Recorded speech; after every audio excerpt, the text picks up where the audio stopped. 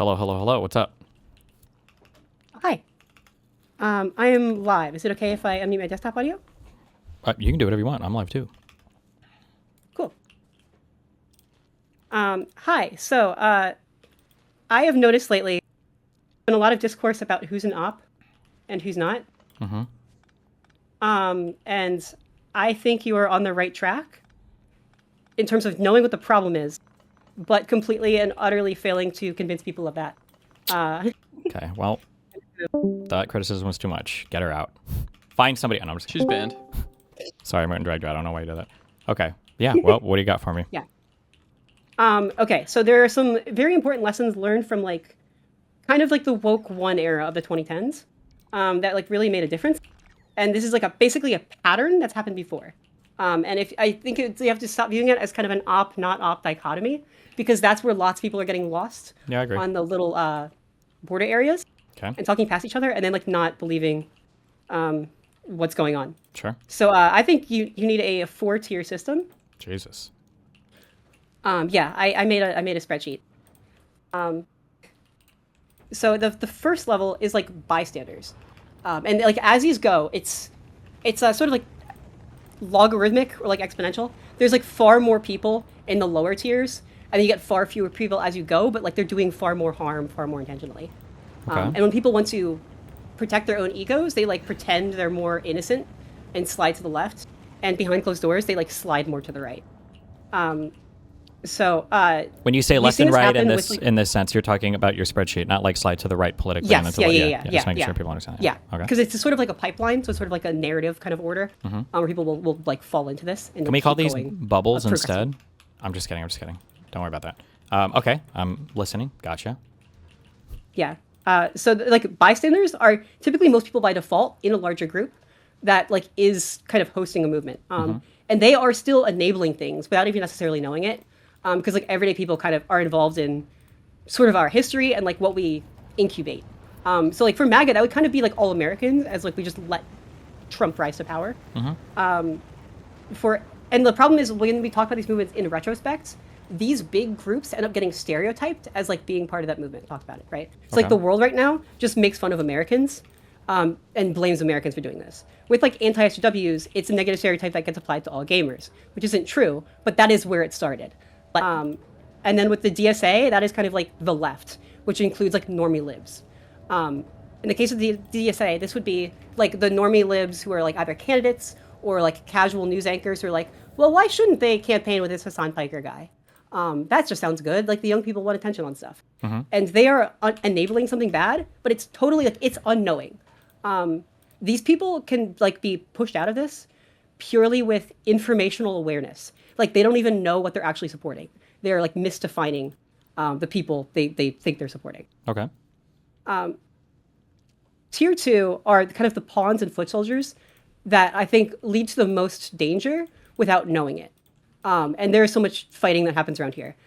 So like this would be the swing voters who voted for Trump because they just wanted low prices. And like from this point on, it's like you are actively perpetrating the harm.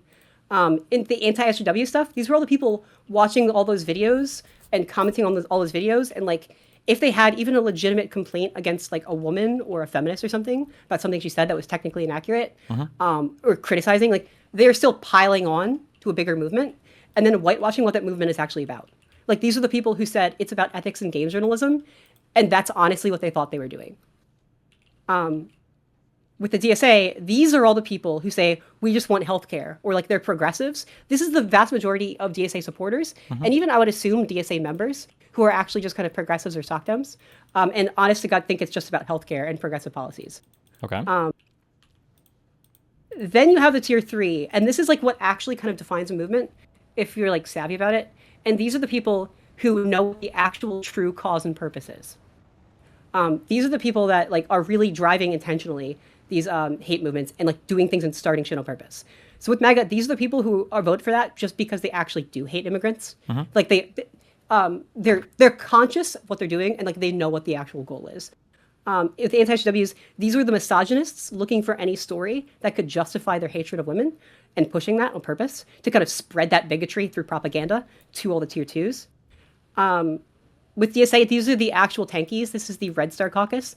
These are the people who understand the difference between a social democrat and a democratic socialist, and are knowingly democratic socialists for realsies and want a revolution. This is driven by a lot of like jealousy of their own privilege that they want to kind of take out on the world around them. Okay. And these people are actually insane and evil. And this is what we need to like let people know is actually going on here. Then you have the tier fours, which is like the people driving these movements, which is even more fucked up than being like maliciously, intentionally responsible. But they don't even really necessarily care about the goal. So like with MAGA, at the top of it is like Trump and like Putin, who don't even necessarily agree with all the bigoted shit. They're not passionate about it. They just don't care. They're mostly in it for like money or power. Like Putin just clearly wants to undermine the West. Trump just likes attention and money, and is willing to deal with whatever political group enables him to do that. And these are the people who are not really worth debating with, because when they're just trying to grift and min-max for that, they're going to be more mimetically effective. Like that's what their whole career is. So like lots of grifters like Tim Pool, or like Steven Crowder, like is reported as like off script. Steven Crowder would like literally apologize to like I think Blair White or whatever, saying like, yeah, I don't actually hate trans women, like that. Like it's just embarrassing. Okay. Just curious, why do you have? I would have imagined, being told about these categories that you would have tier 3 and 4 swapped. That like your unknowing and uncaring, your uncaring people who are knowingly doing these things would be like the drivers, I guess, on number 3, and then the true members would be kind of the ones dictating ideology. That they would have theoretically more influence over the drivers, I guess, depending. I think the drivers are truly in control. I mean, everyone is a kind of a stakeholder. Sure. To the people on the right. Like we're like the people will give views and attention and money to people on their right, and create kind of the market demand for it. But then the tier 4 people are the ones actually doing it. And the way you can actually break people who are like tier 3, like true believers in a cause, is to show them that the people they look to as leaders might not actually care at all and are just kind of using them, and they get like disillusioned. That's why MAGA is breaking down right now, is because they're realizing like no one's actually cares about releasing the Epstein files.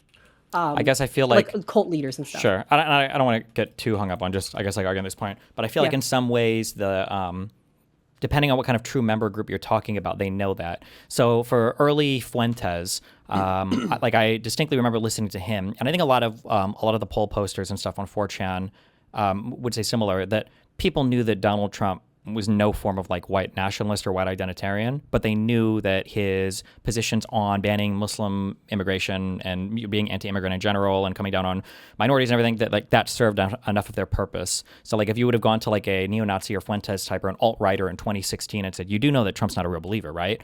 That wouldn't necessarily break them out. They would say, oh, of course I know he's not, but he's like a convenient means to my end. Yeah, I mean, they do kind of use each other a little bit, I think. Or I think of like in true members, I would think of like a Stephen Miller or is it Alexander Dugin? And then the drivers might be like Trump or Putin, but like you would never break out like a Miller or a Dugin by saying, well, look, the leaders aren't necessarily doing exactly what you want them to do. Maybe, but I don't know how much. Yeah, that's true.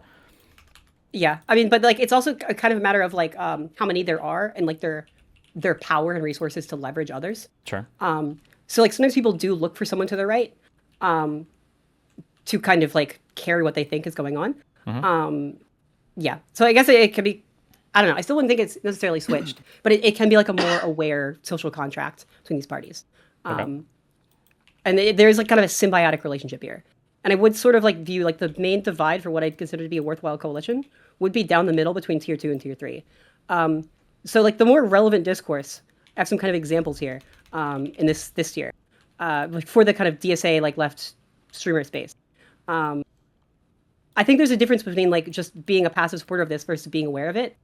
This is why like in the 2010s people would say you need to be like anti-racist, is you can't just stand by and let this happen even if you don't participate. Like you need to call this shit out when you see it. Yeah.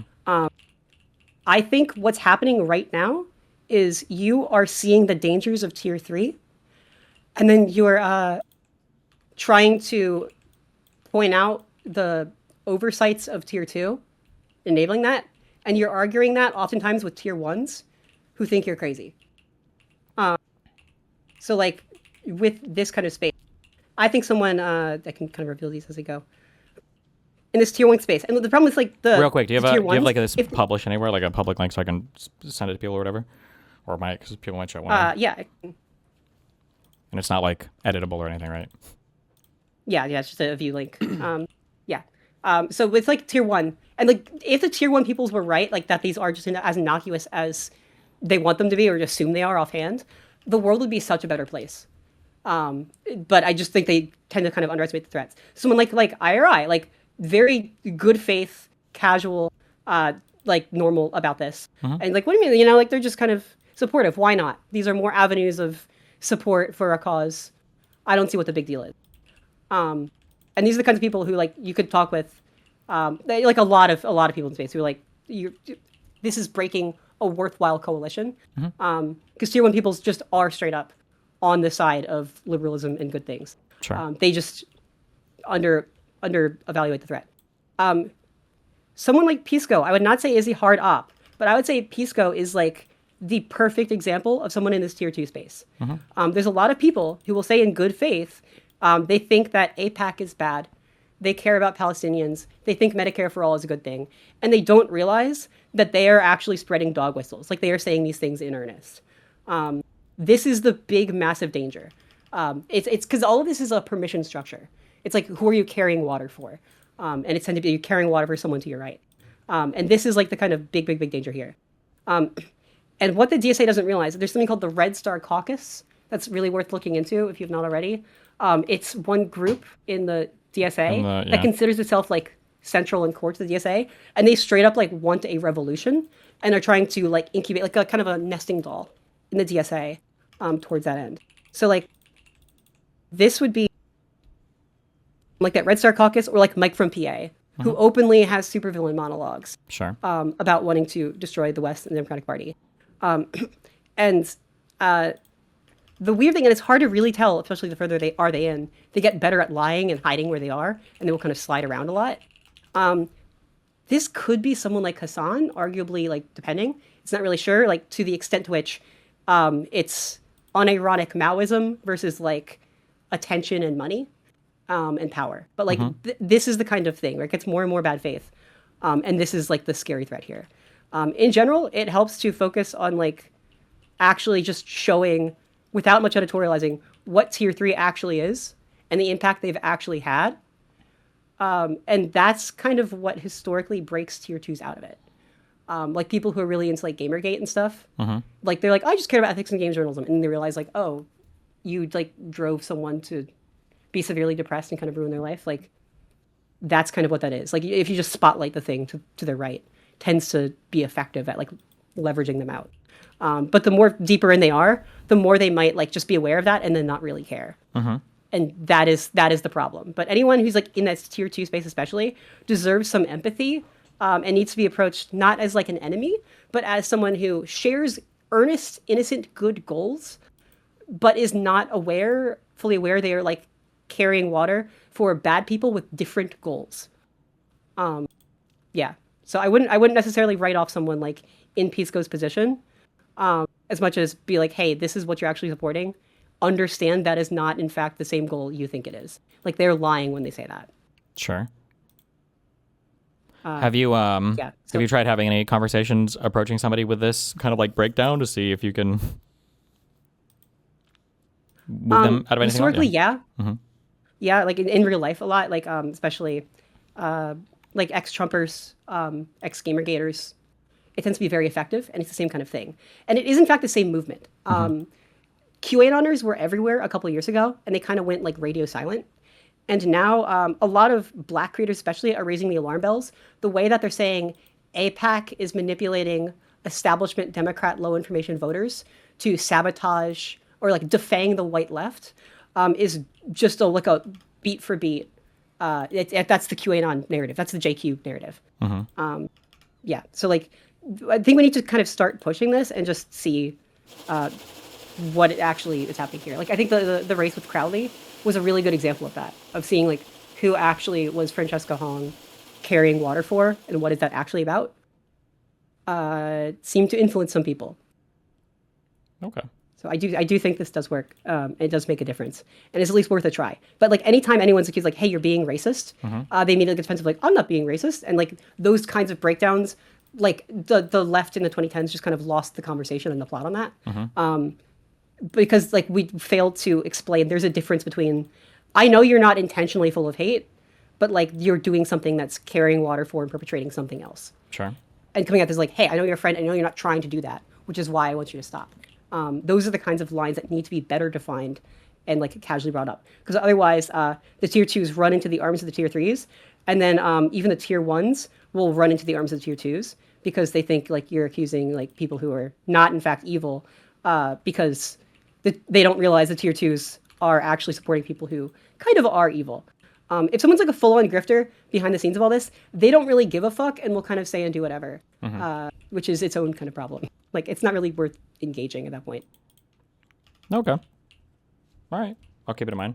I think I kind of intuited some of this because I started to push much simpler talking points to the number 2s of like, these people are, cheering for or supporting people who are talking about like killing us or like doxing us, like just kind of like basic, like, forget the healthcare stuff. Like these guys are literally just reading Hutch's address and Lonerbox's address like on stream. Because I don't think I've ever actually heard them try to even engage with that point. I feel like we just brush past that, but I don't know. It makes me frustrated sometimes, but okay. And that's the thing to center. Yeah, like they're quintessential useful idiots. That sounds a bit mean, but that's the thing. Is like, hey, you're being a danger to others, and just just showcasing with little editorializing as much evidence of the tier 3s as possible. I think that's kind of the line. But please don't write all these people off as ops, because that will convert them into tier 3s. And they get exposed to these talking points enough, and then they start believing them. And that's the whole strat. That's like what 4chan Is Pisco an op, Steven? Well, no, but I mean, I've never really, when I say op, I've always said like you're enabling everything and you're basically creating I think I used that phrase, creating a permission structure before is the issue.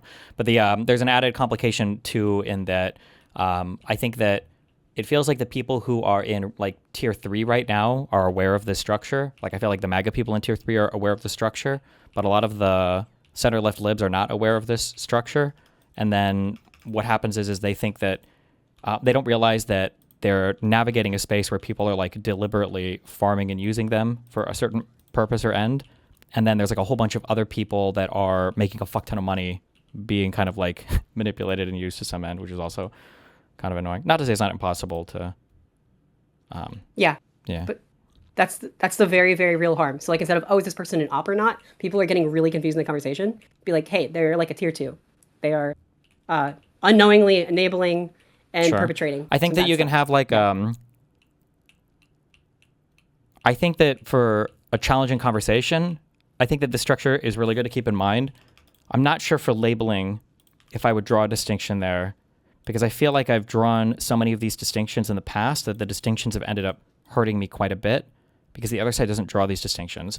So if I'm like, because in the past I would be a lot more careful to kind of like clarify that like, well, I don't think these people are necessarily on their team, or I think that, these guys just don't think this is as big of a threat, that when I constantly grant that leeway to them, and then when their tier 3s are talking about me, I'm explicitly like a neo-Nazi, sex pedophile, molester, whatever, that type of asymmetry ends up creating one of the things that irritated me with my community. And then that was a microcosm of what's happening right now with the Democratic Party and the DSA, is that when I'm like endlessly charitable to the people around me that are calling me a pedophile rapist, the flow of community sometimes it can only go one way, because then anything that somebody sees of me talking about the other person, like some people will give me credit for the charity, but like when the infrastructure is large enough to do these huge attacks on me, they see me being whatever to another guy, saying, oh, he's not the worst, it's whatever. And then they see the other guy saying like, well, Destiny's also like a pedophile Nazi. And then I think the impression left in people's heads is that like the actual arguments are farther than where I would want them to be. Does that make sense? I kind of. Yeah. And I think that's also one of their strategies. It's a psychological authoritarianism. Leftists love doing this. They will put a burden on you to do work because liberals tend to be good faith, and we will engage. We will do research and find answers. And something like that, like, are you charitable, is actually a request to like they're putting a burden and a work request on you. So like if someone even said dry begging is a term, someone's like, I could really go for chips right now. Like they are putting the burden on you to get them chips and like do that emotional labor for them as well. So like that conversation, are you charitable enough, is oftentimes in really bad faith to make you waste time and energy and pull the spotlight away from them. The response is to just be like, straight up post clips of these tier 3s being unhinged and to say, like, this is who they are, this is what they believe. Minimal editorializing, like, just ground that in facts. Why is the conversation on, like, the burden of proof is what's fucked up, right? And that's what they manipulate. And everyone skips past that part. The burden of proof should not be on you to prove you're charitable. This is who we're actually talking about here. Why are they being charitable to them? Yeah. They're trying to move the spotlight away because that helps them hide. Like the DSA caucus lady was straight up implied, but didn't outright say. She supports a one-state solution from the river to the sea, which is bad if you consider what that means policy-wise. Sure. That's dangerous. That's violent. But like they always hide and couch this. And it's like the thing streamers will do also. They'll be like, "Oh, I'm just baby. I'm just a streamer. I don't do anything. I don't know." Like they run to the left to avoid accountability. Yeah. Okay, I'll keep it in mind. Yeah, I think that's all I got. I hope that helps clarify the conversation. Yeah. Well, have fun. Stay safe. Be careful. Where can people find you? She'srightshow.com. At She's Right Show on like any social media. Cool. Can you give us an Obama? Shut up. Obama? Yeah, thank you. Hillary 2028. Yeah, I wish. With Kamala as our VP. Hell yeah. Okay, have fun. Be careful. Bye. Bye.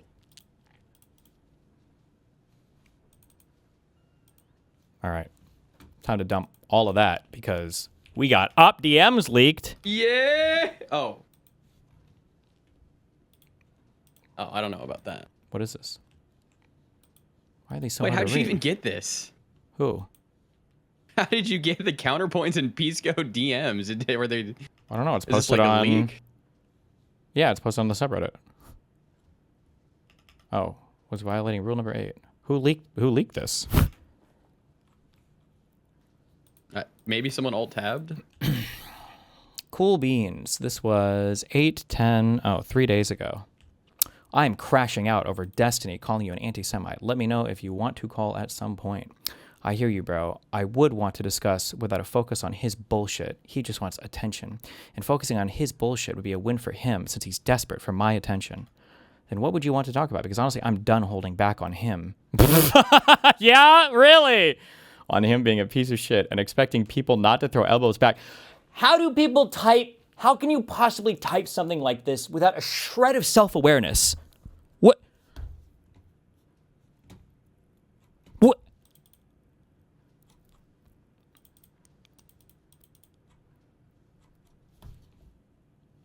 I'm fine with you doing it, but I think he specifically wants my attention. I blocked him. I didn't even know he blocked me. And I think it's a desperate lash out for attention. And so I'm conscious of that. Curious your thoughts, though. Call an hour later. Sorry, can you give me like 30? Yep. Okay, gonna be done. We talk. Okay.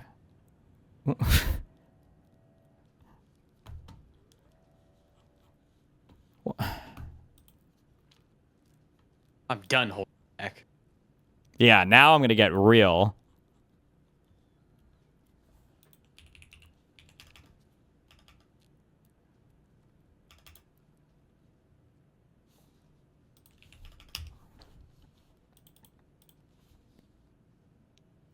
Does this start with them chatting or what is the timestamp for this? Oh. Illustration with the Oh my god. and it is that. So I think it's much more economic. And even Project 2025 itself is kind of a complicated story, right? Because Project 2025 was written by the Heritage Foundation. It was explicitly disavowed by Donald Trump on the campaign trail, who was... What does he say he blocked me on? Hold on. I don't even know what he blocked me on. PiscoX.com. Did he mean on Twitter? Oh, yeah. Nice.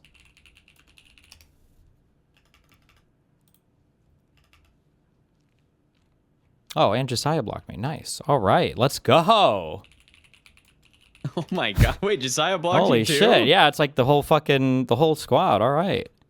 Jesus Did you block me? Christ. I doubt. Check. Maybe they did. Nah, I'm good. Oh, you don't want to know. No, I checked. Oh. I'm not blocked. Fuck you. Get snark.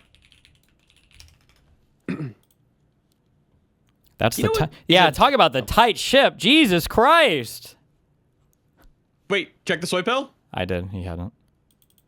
Shit. It was like, I have nothing to do. Come on, man. Now you're. I'm not saying it was real. I'm saying he disavowed it, correct? Like he did. But cynically, he didn't disavow it. He tried not. He gave it plausible deniability. Dude, I love this pushback. Jon Stewart. Soccer is just like he's still coping, right? Like Point me. Yeah. heads up. So I didn't think Josiah would block you, to be honest. It's just crazy too. I guess like how much I'm expected to kind of just put up with in terms of like all of you guys are kind of like just chill and cozy with a group of people who are consistently calling for my death and like making death threats against me and slandering me and engaging with me in the most like hostile manner over the top possible from literally all platforms. But the second I'm like, I really think that we should probably cover these guys like in an adversarial way, dudes. It's like total fucking meltdown temper tantrum. Meanwhile, I'm the person who's like enforcing coalitions. Jesus Christ. What was our ask? Like maybe for every 100 Trump videos, it's one. It's one. Is one anti-lefty video, but whatever. Jesus. let me title this and go live. Do you want me to show my face? I was live, but I tried to restart. And it didn't work, unfortunate. So I can put my Skill face issue. on for Discord, so you can use it for your thing if you want. Up to you. That'd be great. Okay. That'd be great. All right. Man, you know what would work is if they paid 1/10 of the attention to the lefties as they do to fucking me. Then it would be fine. Jesus, but that's all good. We're tightening our ranks. That's what's happening. All right. People need to see how handsome you are. No, bro. They need to see how handsome you are. Well, all right. Here we go. Okay, so I am pissed for a variety of reasons. I might be crashing out a little bit harder than usual because of my own personal bullshit. Yeah. So maybe I should let you lead the conversation a little bit so my crash out doesn't become your bullshit. Yeah, so the first thing I want to say is, do you support the ultimate power of Galactic Emperor Chief Palpatine? It's a question from Josiah. Absolutely fucking not, dude. He would literally be a snack to the God Emperor of mankind. On power scaling, he is maybe a regional power at best. Got it. I hope that answers your question. I think that you're crashing out because there's been this accusation. We'll use the passive language. There's been an accusation that I'm anti-Semitic, and you think... Which is fucking insane, by the way. And I have you maxed out on my volume, but you're still quite low. Could you choke up on it? I'll try to be a little closer to that a little better. When it's like this? Yes, that's better. Okay, cool. So using the passive language, there has been an accusation that I am anti-Semitic, and my inclination is that like severely frustrates you, given that it's like just an obvious deceptive smear, and it's, in my opinion, clearly motivated by desiring attention, among other things. And what? Certainly they'll maybe engage with the arguments, I guess, or I don't understand why it's always just so... It's like I don't know what it is about me. It must be my fault because I bring this out of people. Nobody can just like respond to any of the actual arguments that I give. Like nobody can get, but maybe they will. Maybe they will. Maybe they will. Maybe they will. Like it's always like, oh, he must be like personally motivated. And it's like, you can just watch the stream. Like it's all public. You can go through my entire rationale for every single thing I'm saying. And like, it's not that hard, and it's not even really that complicated. But okay. Just as a refresher, the argument that I am kind of giving for this, and it's not really an accusation on just Pisco. It's like this entire lefty lib and then DSA coalition is that the permission structure to be anti-Semitic is indistinguishable right now from that of a neo-Nazi permission structure to be anti-Semitic. But more importantly, we would never qualify any other form of bigotry for whatever reason as hard as we do like anti-Semitism. Like if people had created some notion that everybody from Africa is secretly controlling the U.S. government, and they all engage in the same type of behavior, but it's not every single African. Like some of them are good, 10%.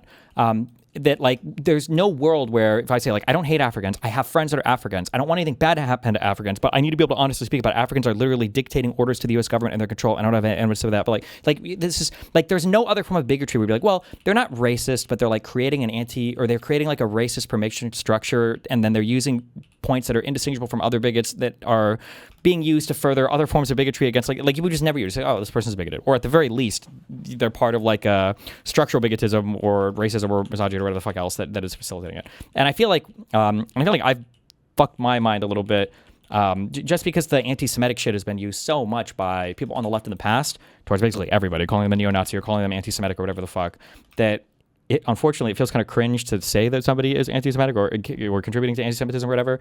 And so I feel like I've been a little bit reluctant to go down that road. But also when I say go down the road, I'm not like here to call people neo-Nazis and like, no, now we don't have to engage with them.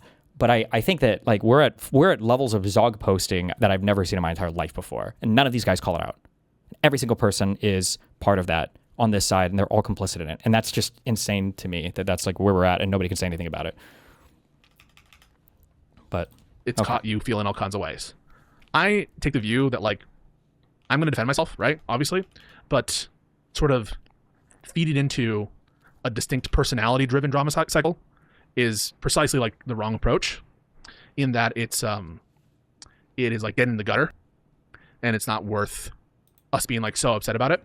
I think that the accusation is like self-discrediting, and frankly, speaks for itself and how ridiculous it is. Of course. Well, there you go. Okay, but my frustration with the exact same drama is, and maybe I'm tagging things together, which might be unfair to the situation. But after Steven and I had a personal split, there was crossover between our communities, and there was an attempt, at least in my opinion, I attempted to retain some of the people that had like cross-pollination between the communities. But the truth is, in my opinion, that the drama and its after effects tainted our relationship to the point that those relationships weren't sustainable in the long term anyways. And so all I did while trying to be as honorable as I could was I still lost the community members that I cared about. Like, just to be clear, the drama, quote unquote, that Connor is talking about is apparently calling Child Protective Services, the FBI, and I guess multiple local law enforcements because a snarker convinced him that an email that was sent 8 months ago by somebody who was having a meltdown online meant that me and this person were having extended fantasies that were going to potentially lead up to us trading our children for each other to fuck in real life. Okay? That's the interpersonal drama that Connor talks about. All of this was fucking crazy. And all of that was spurred on by me just casually kind of floating in front of Mr. Mooten. I don't know how I feel about being friends with streamers who have people like Doobie in their Discords 24/7, like in 6-hour VCs, saying that my kid should be doxxed and harassed for the rest of his life. I don't know how I feel about that. And that was the impetus for Connor to be like, well, I've known for a long time that you were trying to kid swap with another woman. Like, are you okay? But okay, so that's the background to this drama. So somehow he was surprised that he wasn't able to hold on. I don't know. But okay, anyway, so that was that was that. All right. Well, you floated that you would blacklist them, yes? I don't know if I floated. I don't think I floated any direct prescription. It was like a thing that I was just like openly thinking about with Mooten. Like not to mention the fact that even if I did say the word blacklist, like I famously have the least kept blacklist in the entire fucking world. Okay, in terms of like opposite, I continue to debate. All right, even once on the blacklist, but like I didn't even commit to anything on that because Wick came in and talked to me about it, and I hadn't even committed to like anything strong. It was just like it was a thing that made me deeply uncomfortable. That there is a guy called Doobie, the same guy who prepared the document for Connor, by the way, to go over on stream. That guy was in voice chats for 6 hours a day talking about why it would be okay to A-log my minor child, and then 3 years in the future, if he's ever an adult and tries to go to college or get a job somewhere, he would have people like Doobie constantly hunting him in real life. I think so. I feel like. Okay. I feel like it was kind of an explosive situation. But okay, we'll just say interpersonal drama. Be as honorable as I could was I still lost the community members that I cared about. And so what's ended up like slowly, but I did lose them in the long run. And so at this point, it feels like elbows can be thrown in one direction without consequence. And that's what pisses me off about it, because it's poor argumentation, it's drama farming. I think it's flat on its face fucking laughable. And yet, the people who are oftentimes the targets of this, and I would say that you and Josiah were the targets of this within the past 72 hours. And then, like, just to be clear, I openly argue with and I'll fight with anybody in my community all the time, famously, with both the people on this call. I've had tons of huge debates and fights before. When I say fights, I don't mean like squabbles or whatever, but just like fighting over political things. The idea that like you can only throw elbows one way and I'm intolerant of any, this is just a weird Hassan talking point that has been fucked into their skulls. I don't know how it's so effective. Usually like the biggest person that like people can push over, and you will just like take it and continue on. Yeah, it's which like is, I think, like a flaw of yours. But sure. Well, yeah, I'm trying to do it as much, but like it's just like insane that like this talking point is just so readily accepted without like a second thought in their mind. But okay.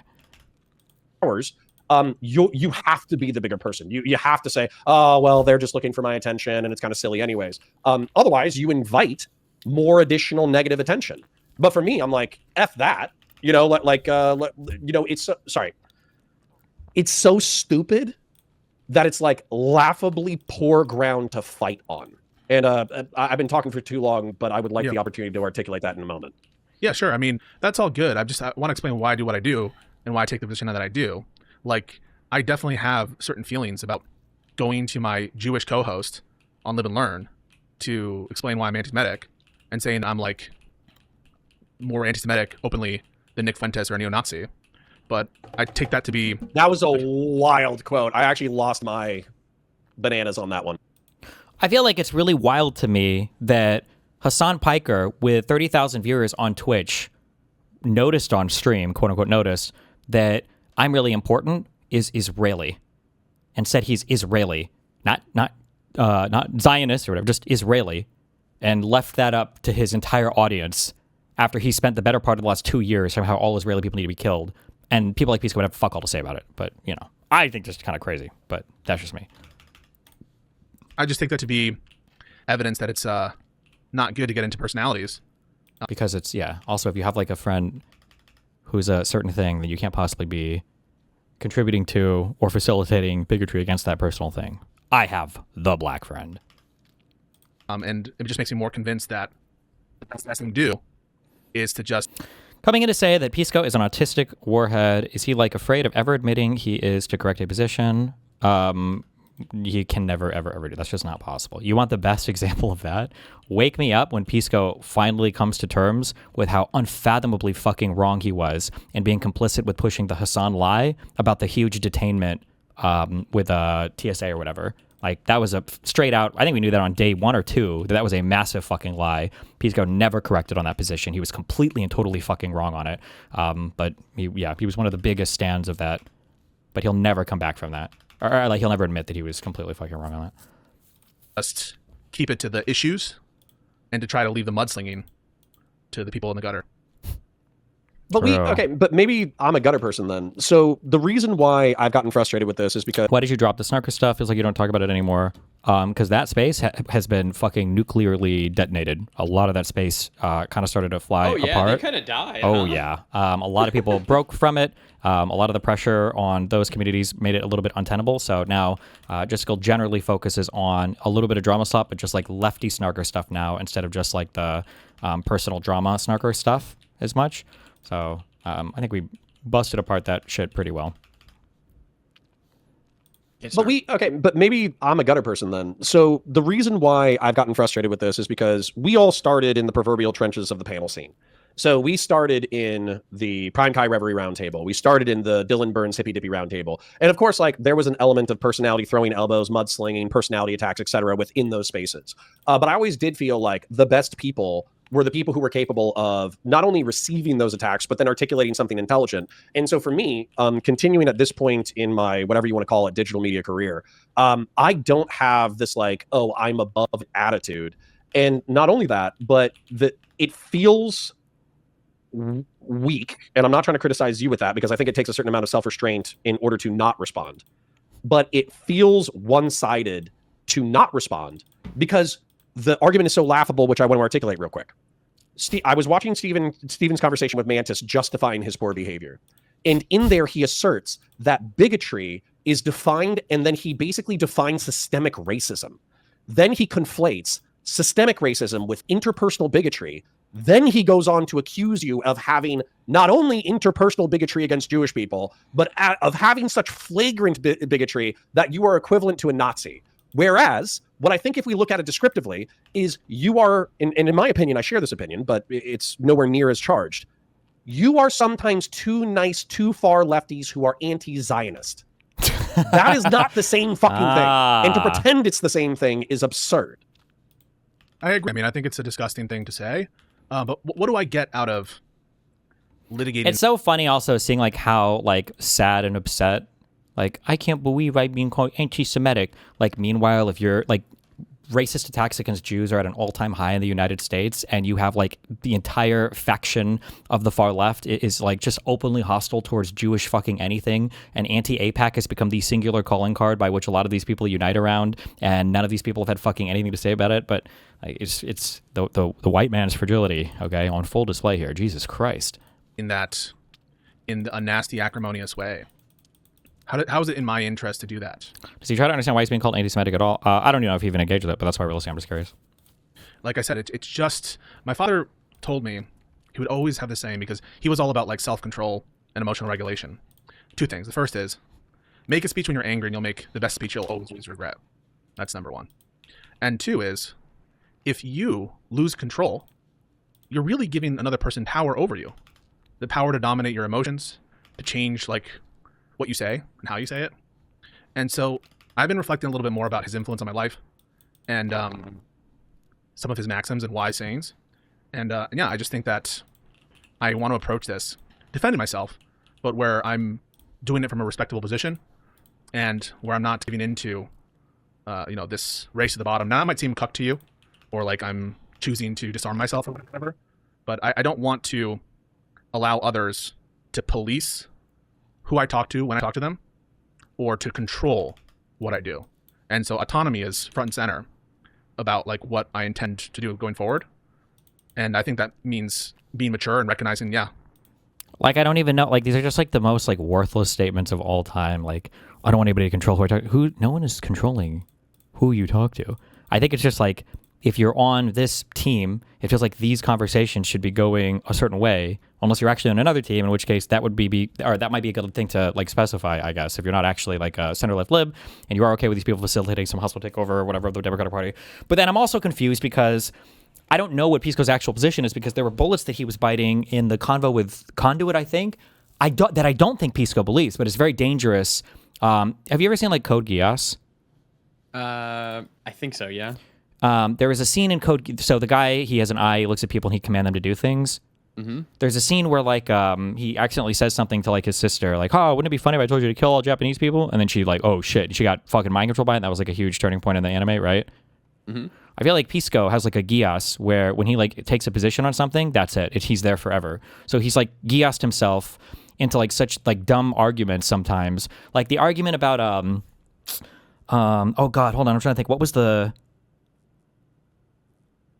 fuck. What was I just thinking before I said this? Hold on. Control what I do. Oh yeah. I don't think that he would go on Fox News and give a completely and totally uncritical performance. But so, I think Conduit asked him that. If Fox News was to bring you on and it was just to like bash like a black criminal and, you know, their analysis was correct, would you go on just to support their analysis without being critical of Fox News at all? And they just want you to come on and support their analysis of like why the black criminal's wrong. And Pisco said yes. But I just can't believe that's true. And I feel like that was a dumb position that he like Giased himself into. And so I don't think he ever changed it. But there's just no way. Got it. So they're like positions you think he's just taking. I can't possibly believe that. Or when he was making that one statement about how like putting up a sign that says like no blacks allowed isn't like, that's not necessarily racist. Or being like a Holocaust revisionist doesn't necessarily make you anti-Semitic or whatever. That like the amount of qualifiers that he was adding for these forms of bigotry it was thresholds that would never ever be placed on anything else. So, I don't know, man. And so autonomy is front and center about like what I intend to do going forward. And I think that means being mature and recognizing, asymmetry, but that's just the way, I think it's the best way to like. No, go for it. my I own think interest. that I think the good news is that the what is it? I think they call it like a right to respond or something like that. I've seen that meme thrown about. So nobody would ever deny that you have like a right to respond. But I do think it takes a certain amount of self-discipline and strength to say, well, that's so absurd and flat on its face. Here's my actual positions and F you. And I think that particularly that since Josiah is successful and he does have his own thing going and it's not reliant on slinging mud in the trenches, I am, happy for him in that regard. And then I think you too, if you have a content career that is not reliant on getting down into the trenches in the mud, that's totally fine. For me, it's not the asymmetry just feels, I think the asymmetry feels unjust to me. And I feel like maybe this is just a little bit of personal shit, but like I engaged in the asymmetry because I thought that I would achieve a goal of retaining, staying out of the mud and being thought of as like a more honorable creator and being more patient, and that would be reflected in the outcomes in the audience. But it just wasn't. All that it meant is that one side could behave unilaterally poorly, and I just fucking, I just took the slow consequences of those hits anyways. Like somebody here is having this like some kind of psychotic break. Psychosis. I don't know if there's like a thing where we can get like a psychiatrist or something to pull us all into a room and have a conversation, because it's like Connor tried to go at me really, really, really hard multiple times. He dragged Lauren Southern's 4 name times, man. through the mud for no reason but to get owns on me in like online politics debates. Like He was doing multiple erudite, times. too. Yeah, and he was leading these things. It wasn't like I was like personally attacking Connor. He's like, well, I'm gonna bring this up. Like he's leading it. And then for him to come out now and he's like, yeah, it just seems like the way that these people are engaging is they're unilaterally attacking me in a way that I've never been able to respond to. And it's like something here has to be, somebody's mind is getting warped here in a really, really, really bad way. Yeah. And so that's where my calculus is different. Yeah. My father's stoicism was natural, but he never gave me highfalutin speeches about it. So I actually like being pissed off. Like, I hear you, and I'm not saying that there aren't trade-offs to the approach. I'm not saying that like I know what I'm doing is perfect or whatever, but I think that, for example, litigating in acrimonious, sharp terms, cross accusations, getting involved in like personal life stuff, that all is, I think, not going to help me. It's not going to Like personal life stuff. Like I don't think I'm any personal life attacks at Pisco, unless like being anti-Semitic or something is like a bigoted claim that is just like a personal life thing. Like I don't think Pisco is, attacking Jewish people in real life or wearing swastikas. Now, Connor did the most crazy types of personal and attacks everything at me, but I guess Pisco doesn't give a fuck at all about that. So okay, make me happier. It's not going to make Do me. you remember the original Batman with Christian Bale, the first one? Of course, Batman Begins. Okay. So there's that scene where he's fighting the guy who's going to become Ra's al Ghul, played by Liam Neeson. And he like slides into a certain position on the ice, and he has like a sword pointed at Ra's al Ghul's, well, I think he's pointed it at his throat. And then Ra's al Ghul says, you traded sure footing for a killing stroke. And then he taps the ice and then it falls through. So my frustration with you taking this position, yeah, sure, you don't need to do this. But we're all competing within the marketplace of ideas. We're all creators. We're all, personalities and all that kind of shit. And for me, all you would have to do within, let's say that you and Steven had a one-on-one conversation. All you would have to do, in my opinion, is... Hold on. Destiny, wait. Pisco said that he would go onto Fox to talk about a case if he agreed, not just to bash on a black person, and that he would offer supplementary info to counter the obvious racist slant that the Fox would... No. I think he was asked clarifying questions on this multiple times. If he was only brought on to agree with a Fox News narrative where they were correct about a thing, not to offer any other substantive pushback on any of the other stuff that they say or do, even related to like group of people, that he would be okay with that appearance. Unless I misunderstood that conversation, I'm almost positive that it was clarified to that level. So like, black person does something bad, there's a huge, like, what about that track dude? Wasn't it a black kid that stabbed somebody? That if they were like, Pisco, can you come on and give legal analysis for why it's actually really good that this kid got charged with murder and convicted, blah, blah, blah, that he would go on just to do that and then leave. And that would be it. It wouldn't, and whether or not all of Fox was like hyped on fucking black people murdering somebody because it's a really good story for them, he wouldn't care about any of that. I'm almost, you're making me doubt myself. I'm almost positive that that's what the that was his position. That's why I said it was so unbelievable. There's no possible way that he could feel that way. Let's say that you and Steven had a one-on-one conversation. All you would have to do, in my opinion, is tap the fucking ice and he falls through. No. Because the anti-Semitic What? charge is so laughable and absurd. And his mixture of definitions had, like, a psychotic break. I never knew him before, but like this guy is off the deep end. So laughable and absurd that, like, if anybody went into that argument and they felt like you were actually an interpersonal bigot against Jewish people, and that's what they extracted from the conversation, it's because like an interpersonal bigot. This is exactly the thing I was saying that made me feel so weird about these conversations. Was like, we would never ever apply this standard of bigotry to any other group of people except for Jews. We would never ever apply this standard of bigotry to any other group of people. Can you explain that a little bit? Sorry. That if I were to say that, like, it's hard because no other country also has just like they're the only country for that group of people. But if I were to say something like, well, I'll just use the continent of Africa. Like, if I were to say that I feel like Africa has too much control on the United States, the Africa Pac or Africans in the United States are like in control of our government. I think that they're like trying to outbreed. I would have to find like the similar things that map onto the same conspiracies that people would say about great replacement stuff in black people, and then like anti-Semitic stuff with Jewish people. The thing is that for somebody like Pisco, or where the DSA left types are, I guess to be more concise, they've gone basically about as far as you can ever go with like neo-Nazi anti-Semitic conspiracy theories. They haven't quite gotten to the Holocaust revisionism yet, but Pisco said that Holocaust revisionism wouldn't make you necessarily like anti-Semitic, but every other quality is there. In the past, the two big ones were that there were Jews that were secretly in control of everything, and that they were utilizing this position to weaken the position of the United States. And I feel like that great replacement thing from the Spain-Morocco shit was like that's another story that if you would have asked me 5 months ago, I would have bet heavily against anybody on the left covering it like that. And Yeah, basically, that was a crazy one, yeah. Yeah, but these are core neo-Nazi. Like, this is like some of your requirements to be considered like neo-Nazis. Like, yeah. There's also a lot to be said as well for the desperate, pathetic obsession with labeling Israel as the new Nazi Germany. That everything has to like cross over. That like the Palestinian stuff is a second Holocaust. That Netanyahu is like Hitler. That the modern day Israel is just like the Nazi Germany. That the IDF are just like the Nazi soldiers, Gestapo. It's like that. It's so much. It's so crazy. It's just.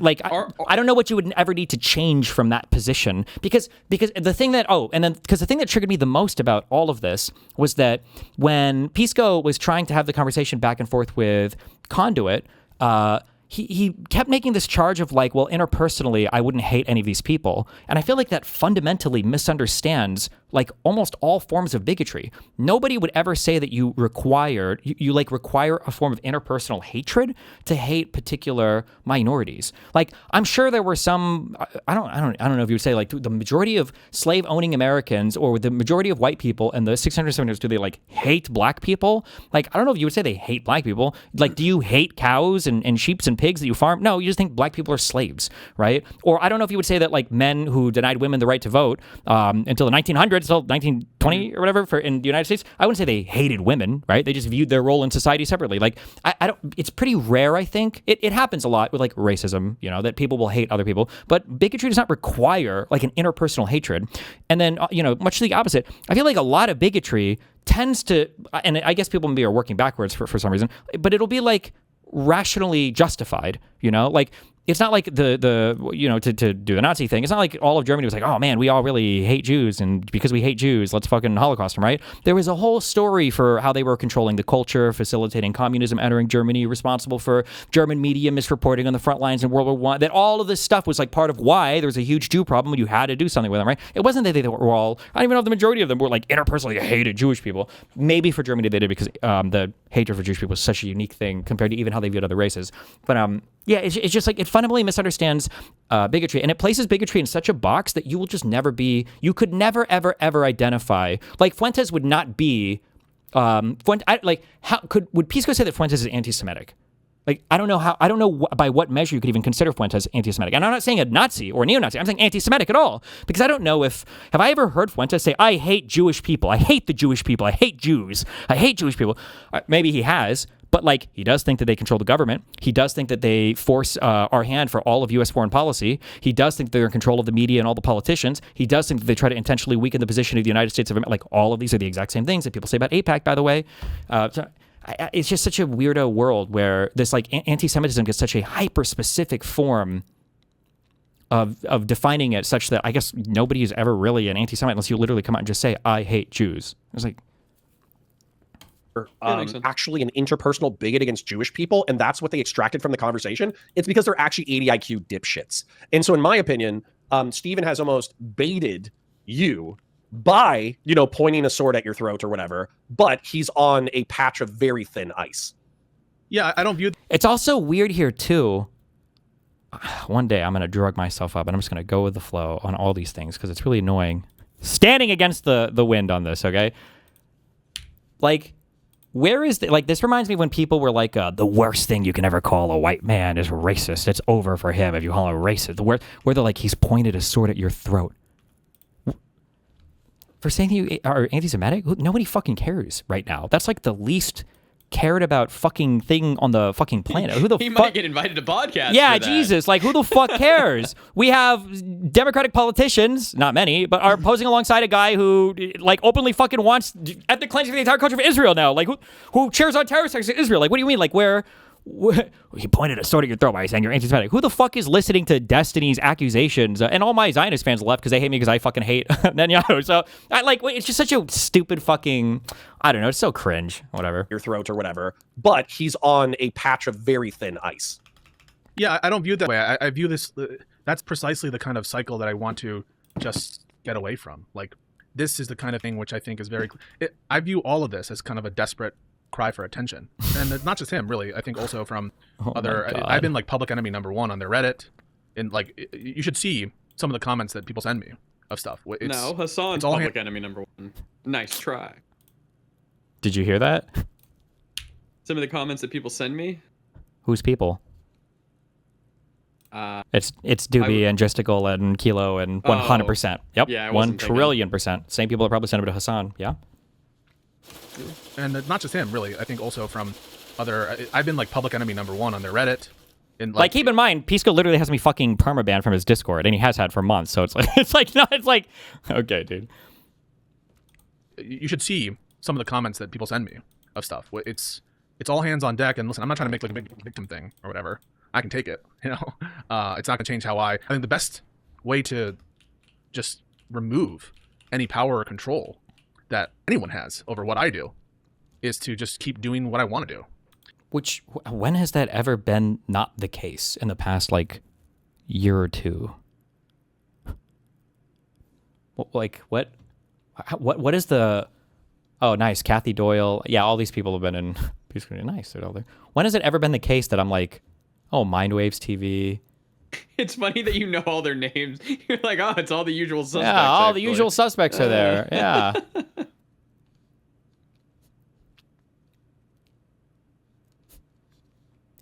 Jesus. God, I really came back and I was just like, where did everybody go?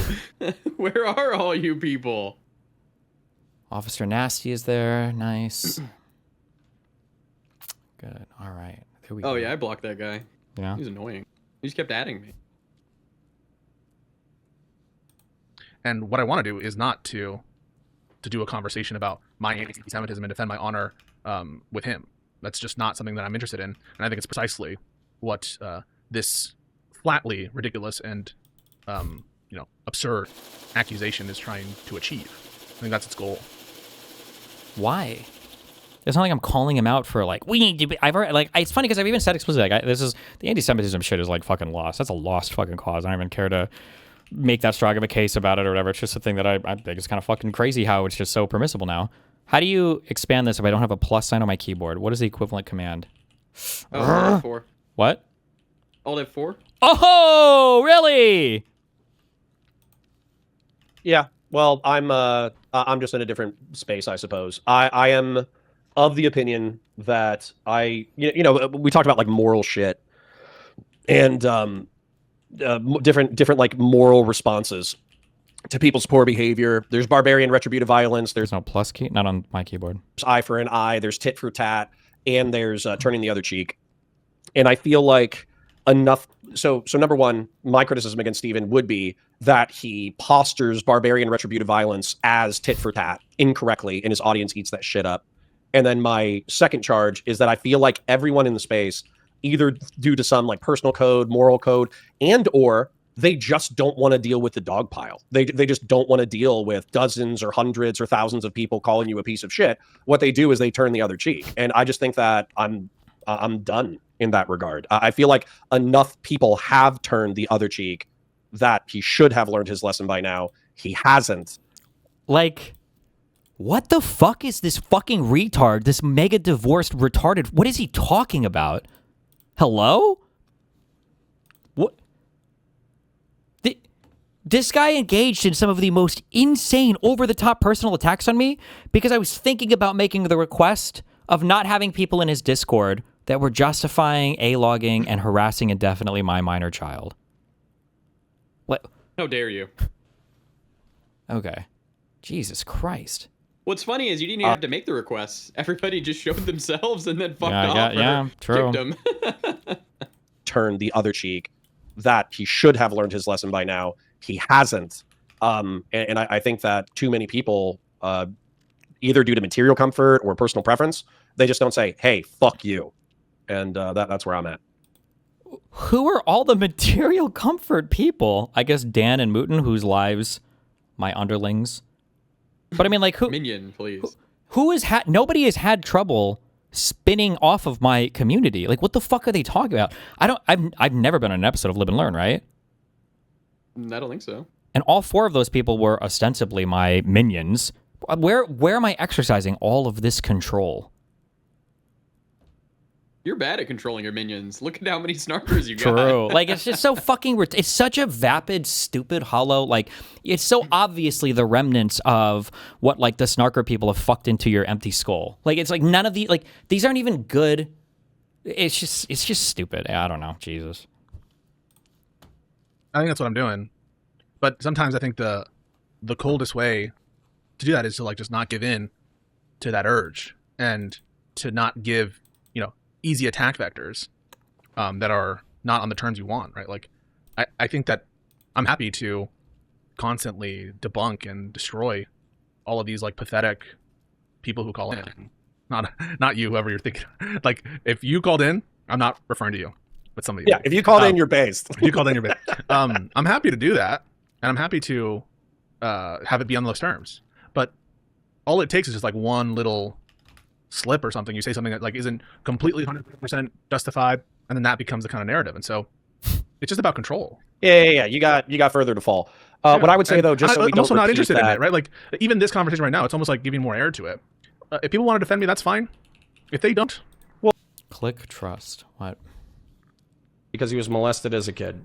And I'm not saying... Oh, yeah. Jesus. I forgot about Jesus that Christ. I forgot about that one. Yeah. What's the time frame of him sexting his wife? Last February. Literally, he gets fucking sued. The drama drops, and he's talking to this chick. Why do you think he's like this? Because he was molested as a kid. And I'm not saying that in a funny way. I actually don't know if he was molested. But I wouldn't be surprised. And also, his grandma had dementia, and his grandma euthanized a bunch of dogs. when he was a Jesus. teenager. What the? Hot diggity dog! This is a rough... He went for friend like divorce. all of them. Yeah, man. like what is like Jesus. running down? Like what is every single personal attack I've ever heard on this person in my entire fucking life? Also, he keeps on trying to say that he's 5'8", but in the beginning of the stream he was 5'7". He lied. He's actually 5'5". He actually is like his grandma was a slave owner. He showed me the pictures of their sugarcane plantation. They do call themselves the Gusanos. Like, Jesus That's his real last name. Christ. Well, That's let fine, me- too. let me- And then now he's like, I'm tired of Steven personally attacking us and us never responding to his personal attacks. Like, bro, are you okay? Let me articulate the calculus that seems to have bewildered some of your critics, because I feel like I've heard you and Josiah and Who other is people. feeding Connor this stuff? Connor has been getting fucked in the brains by all of these weirdo people who are in all these chats, and that's all We they didn't do with notice the whole it for life. a bit, but when we caught Han, Oh yeah, well after the big thing, they all showed up, right? Maywan, Doobie, Kathy, the Officer Nasty person, This Alley Cattails, I see her snarking a lot. Yeah, they're just like it's like the same like 5 to 10 names that just show up in every fucking Discord or whatever. People articulate this calculus before. So there is a coalition of people who do not like Trump and do not like MAGA who need electoral. Wow, Grant, thank you for the $100. You should play Guam. Oh, there is a coalition of people who do not like Trump and do not like MAGA who need electoral power in order to hold the current regime accountable for what they have done and also prevent them from political power in the future. The smartest thing to do, I think electorally, is cast as wide of a net as possible. So even if you find, even if you're not personally a socialist who wants to decommodify basic human needs and have workers own the means of production, you think that casting a net wide enough that also appeals to the Democratic Socialists of America, not specifically the organization, but the 30% of the Democrats who actually identify as Democratic Socialists, that's a reasonable thing to do when you need to win against the right. And so we can have our criticisms of maybe Hassan Piker's rhetoric, our criticism of maybe working with Hassan Piker or whatever. But at the same time, we shouldn't lose our shit and pretend that every single DSA candidate is, number one, a Marxist-Leninist, number two, going to be able to implement a Marxist-Leninist agenda from a governorship position in whatever fucking state we were talking about. And also, adding on to that argumentation, is the fact that you believe that the guardrails are going to hold, that even if we got some lunatic Marxist in power, effectively the balance of state legislatures, the balance of the legislature, et cetera, is not going to institute some like authoritarian Orwellian CCP nightmare within 72 hours of their election. Tell me. Like, yeah, that's definitely our position, guys. Man, beat up that straw man. Keep going. Where I'm missing your argumentation. Yeah, I don't want a communist Marxist state. I don't think it's very likely to occur. And so someone could disagree with me, and let's be honest, you do, right? You're the person who disagrees with me. The way you disagree with me is the cringiest shit about this entire thing is I literally agree with Wick, Destiny, and Mooten that voting for a leftist socialist is too far, and it's not a behavior that I myself will do, but I find the vilification of yourself and Josiah so vile, I feel like I need to actually show what you've been arguing rather than what you've been accused of arguing. Yeah, I think that, like, I just want to say, oftentimes the best. When I talked about Hong like that, it was just to get audience members to go vote. I would have voted for her, and you know, I apologize, and it was out of context. True, and you didn't say it, but if you did, you apologized for it, and it was out of context. It was lots of out of context things going on here, guys. Best way to convince, let's say that you wanted to convince me, right? The best way to convince me, or the best way to convince Connor, or the best way to convince anyone of something, right? If you're trying to convince them, is to like try to represent their view in the most good faith version that they themselves would accept, right? After they've said, this has to be a troll. It's got to be this. This is like the MK Ultra thing. It's me. I'm being MK Ultra. It has to be, right? Like, how do they just summarize my positions? That I think that everybody's going to become a Marxist overnight, and that all of my conflict here is just interpersonally motivated by my spite and my obsession with, I guess, trying to get Pisco's attention on me? What? True. Right? If I start to strawman of you, or if I start to, for example, be belligerent against me and say that I'm, I don't know what the accusation is, I'm opening the door, I'm not a communist. Another banger? I don't need to. Listen, we all know Connor got Relationship. What is this? Sounds like you're making the drunken girl at the bar deserve the rape argument when it comes to Destiny's sex life. Sure. He deserves it. He deserves it. He shot homemade pornography. Dude, how this guy's YouTube channel didn't get banned is wild to me. It's wild. Hassan made the call. I don't know. Jesus. But I'm opening the door for communism or whatever. I'm like less apt to hear you. And so to the extent that like Connor, you're trying to convince Pisco, hey, are all these snarkers feeding content creators info? Basically, former DGG fans turn anti-fans, turn snarkers. Yeah, all of these guys get fed info from the same group of people. Yeah, just to go, they make their little documents and notepads, and then they ship them out. This is where Hassan probably is getting most of his information from. It's where Pisco. It's a morning dossier. Probably, unironically, yeah. Where it's like Trump. Yeah, basically, yeah. Maybe in crayons too. Yeah. This is actually a real threat, and you're underestimating it. I would rather hear the honestly from you, because I at least have some confidence that you're going to try to repeat back to me my framing and my values in an honest way. And I think that like a point for all the haters to consider is, what are you trying to do? Are you trying to convince me? Are you trying to convince Josiah? Are you trying to... No, they're trying to tribally excise you. That's okay. I don't need to be a part of that tribe. I mean, I can be my own tribe. I can speak for myself. And so if you want to excommunicate me, that's okay. I don't want to be a part. Like, you're not even in the community. I feel like I'm like hanging off on the very outer edge of all these guys. It's not like we're like, I don't even know, dude. A group of people who lie about me constantly, lie about my views about these terms and about these arguments, do debunk stuff, and like that's not fun for me.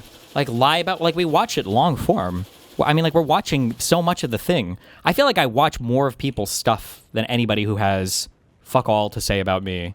I feel like I pay a good amount of attention to, you know, whatever it is they're saying before I make judgments on it. But okay. Like, I feel like for a lot of it, I even say, like, this, whatever you just said in chat is so fucking retarded. There's no possible way that, you know, XYZ actually said it. And then I'll go and I'll try to find the actual thing itself. You're like, oh, they did. And who would it be fun for?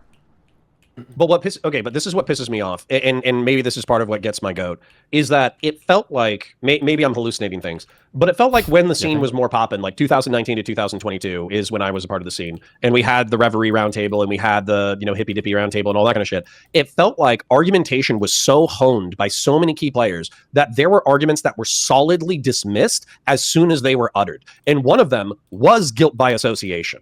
And so one of my frustrations with this entire line of attack is that effectively I watched a segment where Steven was criticizing you and Josiah for being like lefty cocksuckers and lefty like enablers or whatever, which if you wanted to say you sanitize and normalize far lefty rhetoric by being friendly with far lefties, that's a criticism I have of you. However, he goes a step further and he says that by Josiah trying to be nice to, I don't know if you remember this content or not, but it was either Live and Learn or something else. But Wick called in, and then there was another large creator who called in, and he self-identified as a liberal, but a member of the DSA. Oh, Keith, this one of the most retarded fucking guys, who, by the way, 2 days later on Twitter was also saying that apparently I'm in a court case for sending like minors porn or whatever. Like, by the way, or sending minors of porn of minors to other people. I think is what the Keith guy was saying. Who was also retweeting that, you know, that cat. What is the guy's name? Oh, Gato Fumador. Yeah, who's like one of the most unhinged fucking accounts on the on X. That Keith, by the way, but okay. And he was like friendly with Hassan Piker or whatever. Yeah. But by Josiah trying to say, hey man, I understand what you're saying, but Hassan Piker is actually kind of a rough dude and has some rough politics, this, that, the other. You might want to take a deeper look. That was the way that was characterized. Yeah, the argument doesn't matter. I mean, doesn't like was you're still Josiah himself sweeping for Hassan Piker. And that's not what was happening at all. But that was the critique that was levered over and over and over again, was that Pisco and Josiah might as well be Hassan simps because of the Pisco. It was the way that was characterized. Hey man, I understand what you're saying, but Hassan Piker is actually kind of a rough dude and has some rough politics, this, that, the other. You might want to take a deeper look. That was the way that was characterized. Yeah, the argument doesn't matter. I mean, doesn't like was you're still Josiah himself sweeping for Hassan Piker, and that's not what was happening at all. But that was the critique that was levered over and over and over again, was that Pisco and Josiah might as well be Hassan simps. Yeah, because all they do is because they ignore every single insane fucking thing that these people say. I don't know why I'm repeating my argument, but okay, yeah. Last one. Why? J-Stock loves Sherry. He loved that bitch. You think that fat motherfucker didn't love that bitch? He loved that bitch. Wasn't there evidence of Batman and Supreme cheering on the weird cyber person? What the fuck does that change? What the fuck does that change?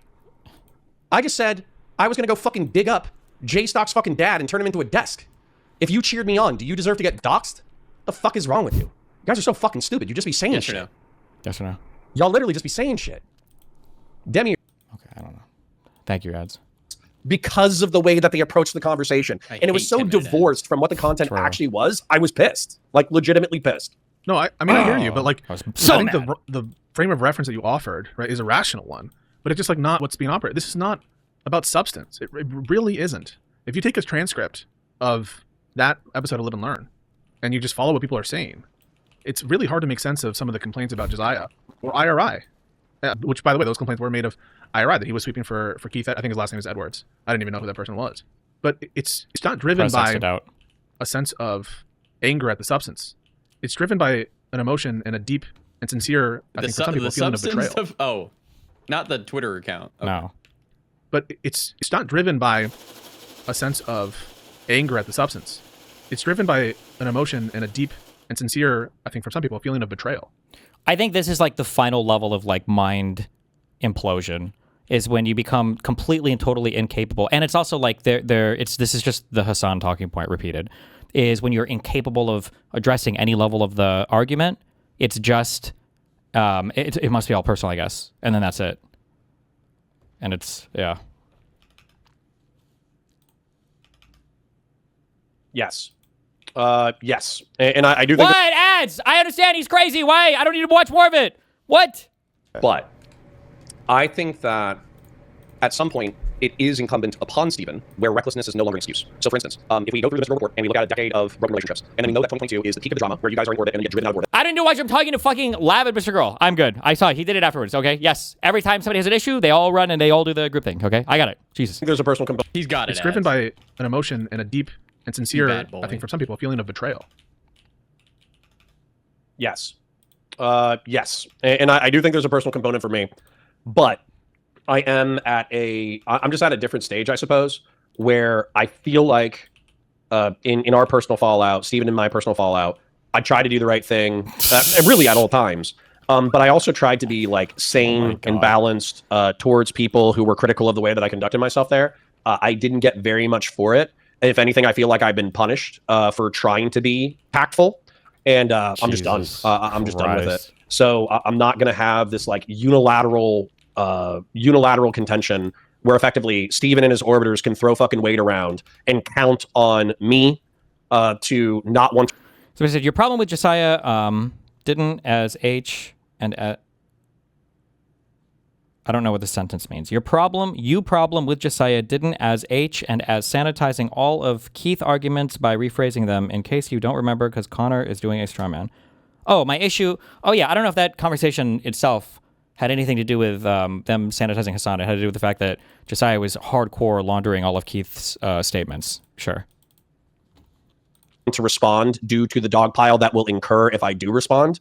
I'm just going to fucking respond the way that I feel like it. And sometimes maybe that'll be more like you, where I'll just be like, that's small potatoes. Who gives a shit? Fuck. I was done even with despite how fucking unhinged and brain broken Connor's shit was. Like, I was done with it after a few days. He's the one who decided, like, was it over a month? He like had to do another stream and another one and another one and another one and another one and another one, like going on like one more thing, one more doc, one more set of logs, one more FBI call, one more CPS call, one more thing. It's like, bro, holy shit. Take a breather. Right? That it might be like that. But sometimes I'm gonna be like, no, that's too far. Fuck you. Here's my line, and here's why you're a piece of shit. And I think that's just where it's at. To quote a great liberal, I love debate. I love conflict. I seek it out. Okay, so I definitely appreciate disagreement, and what? I don't even know who that's supposed to be a snark on quoting Hassan, I guess. Hassan? Okay, yeah, but I don't even know. Okay, good one. I will, as part of my stream, react very strongly to people in the chat who say things I disagree with, and I will react the way that I think is appropriate. And sometimes, I go a little hard on some commentator or some some chat. I said my piece. I do consider it. I think at this point, I would say that like these lefty people, if they aren't saying anything explicitly about what's going on, I would consider all of that anti-Semitism. I consider all of them anti-Semitic. But like, no one cares about anti-Semitism in the United States, so I don't give a fuck. So it's not like I'm every single day. I'm like, Pisco needs to answer for his anti-Semitism. I think they need to answer for the blah blah blah blah. Like they're acting like I was like demanding some fucking we need a public statement on you from this when it's like no, nobody's even who fucking cares, bro. Chatter or someone who's calling in, and oftentimes I feel bad afterwards because as hard as I go on all these people, and I want to just be totally upfront and call them like losers and you're dummy, low IQ, all this shit. At the end of the day, and I'm not doing this to be condescending, but it is true. Like, we're all people. There is a great deal of overlap in our values and some of the people who call in and who, I do believe that some of these people want to just see the world be better. And it makes me sad that they have this, what I think is an untrue view of my opinions or my intentions, or they think I'm just doing this for money, or I'm just grifting. But you can't let... But wouldn't they feel weird to accept the position of laundering anti-Semitic views? I mean, I'm sure they would. And I'm sure, I don't know if they can talk about it or not. It's up to them. I don't ever force content on any of these people.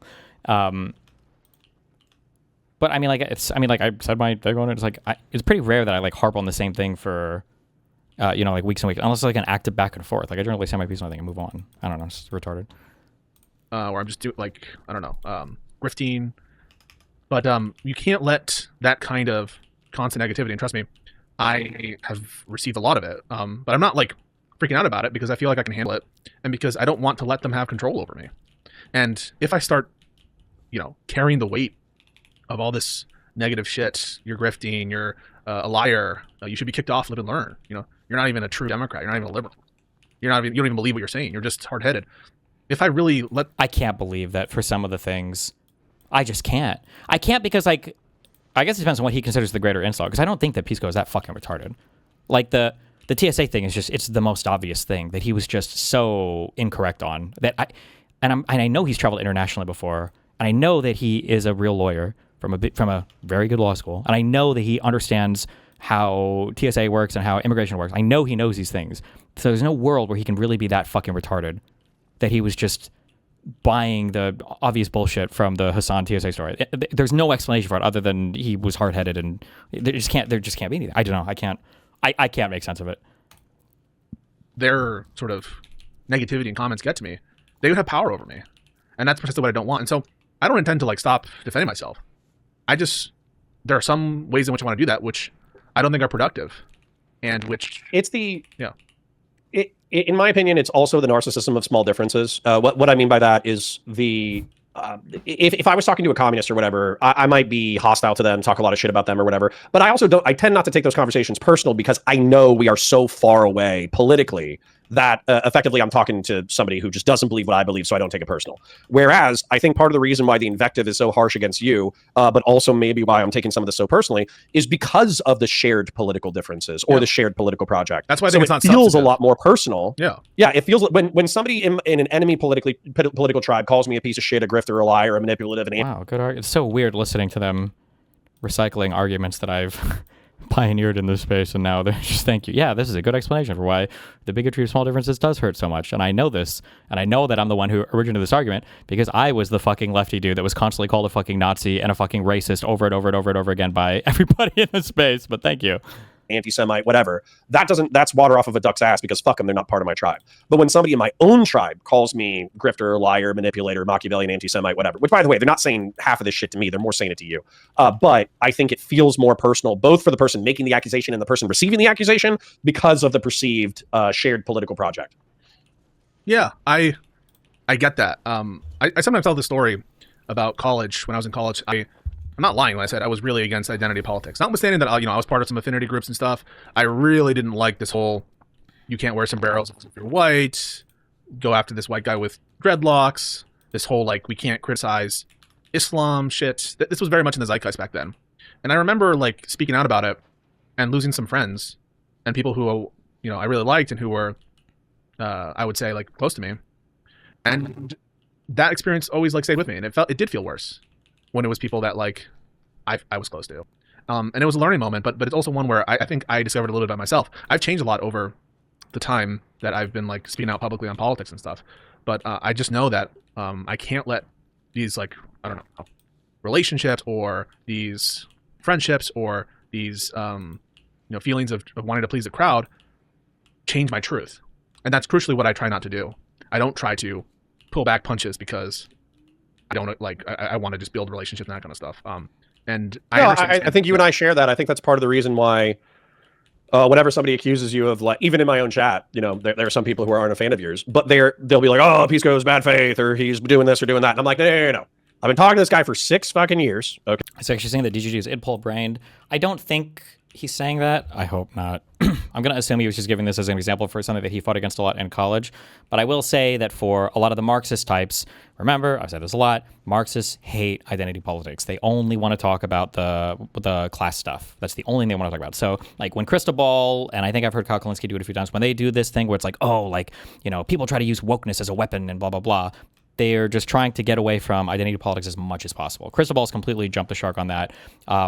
I haven't listened to the rest of them mention that. Hassan obviously has completely, abandoned that platform. So I don't think that was him doing it. I think he was just referencing a thing in college. I'm being charitable. I don't know why, but okay. He can be pedantic. He can miss the forest for the trees. He can, linearize arguments in a way that's frustrating. But this is Pisco. This is what he thinks. This is what he believes. And so these charges of, fakeness or duplicity or whatever, that they can charge you with many things. Fakeness and duplicity is not the thing that I think you should be charged with. And now we're all just quoting Hassan's speeches. No, I'm just kidding. I wouldn't say it, but I think that's part of the reason why I'm so pissed. But what I would say is, if you just want to repeat that you're going to be an adult and you're unfazed and you're gonna take the high road and you're gonna be stoic and all that kind of shit, then I'm just going to tell you, like, we don't need to loop. I'll just go back to watching the Mantis conversation and basically getting pissed on my own behalf, or on, not necessarily on your behalf, on my own behalf. But my anger isn't necessarily like, oh, Pisco and Josiah, they're such nice guys and somebody's being mean to them. Obviously, that's like part of it, but that's not the biggest part. My part that I'm actually sincerely pissed about is the argumentation sucks, and it would not survive 30 seconds in a Twitch and YouTube political panel. If we came on and there were 8 of us and Prime was hosting it or Dylan was hosting it, and they're like, Pisco's an anti-Semite. And then they're like, well, what do you mean by that? And they're like, oh, well, he's friend. By the way, guess who destroyed those Twitch political panels? All the lefty big people that never wanted to participate in any of them because they had no desire to do it, by the way. But good one. With lefties who are anti-Zionist and who wake up every day and they're harsh critics of the state of Israel. Therefore, Pisco is the equivalent of an interpersonal bigot to Jews. Like what? No, again, this is a form. This is like a definition of bigotry that we would just never roll with for anything else on the planet. Like, you have to be an interpersonal hate. Like, nobody would ever use this when talking about any form of bigotry. It's crazy, the weirdo standard that they're trying to set for this. Everybody on the panel, including people who are ostensibly on their side that you were a bad actor, would shred that shit in 45 fucking seconds. And that's actually what I'm really pissed about, is the degradation of argumentation in this space. It fucking sucks. Panels, man. I also agree that it's I see that trend as well. But I don't take it like personally that some people seem to not know that this is happening, or that some people don't seem to notice that like the argumentation is so bad. My face when this argument wouldn't survive for 2 microseconds as Josiah and Pisco rush to literally block every single person on Twitter that is making anything related to any of these arguments. Okay. Even Conduit. I just think that a lot of this is a reaction to a perceived betrayal. What? Yeah, I think that was part of one of the things that the subreddit kind of felt was weird was Josiah, who seemed to be like not really participating much in any of the Snark Wars, whatever the fuck. He blocked Conduit on Twitter. Really?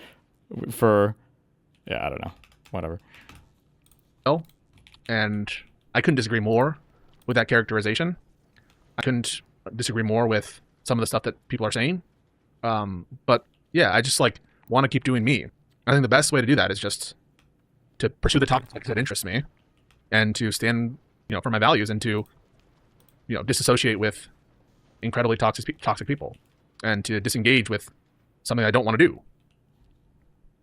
Like, I don't know why he keeps saying these, like, disengage. Like, he's acting like he's making some huge decision to leave, like, a community, and it's like, this is already what you do. Like, you don't engage with any of this. I don't understand what he's saying. Like, what? You're not engaging already. What are you acting like? This is like such a dramatic thing for nothing. I don't understand. Okay, bro. Well, I'll say you take the high road. The reason why I wanted to call is because I'm sick of the high road on my end.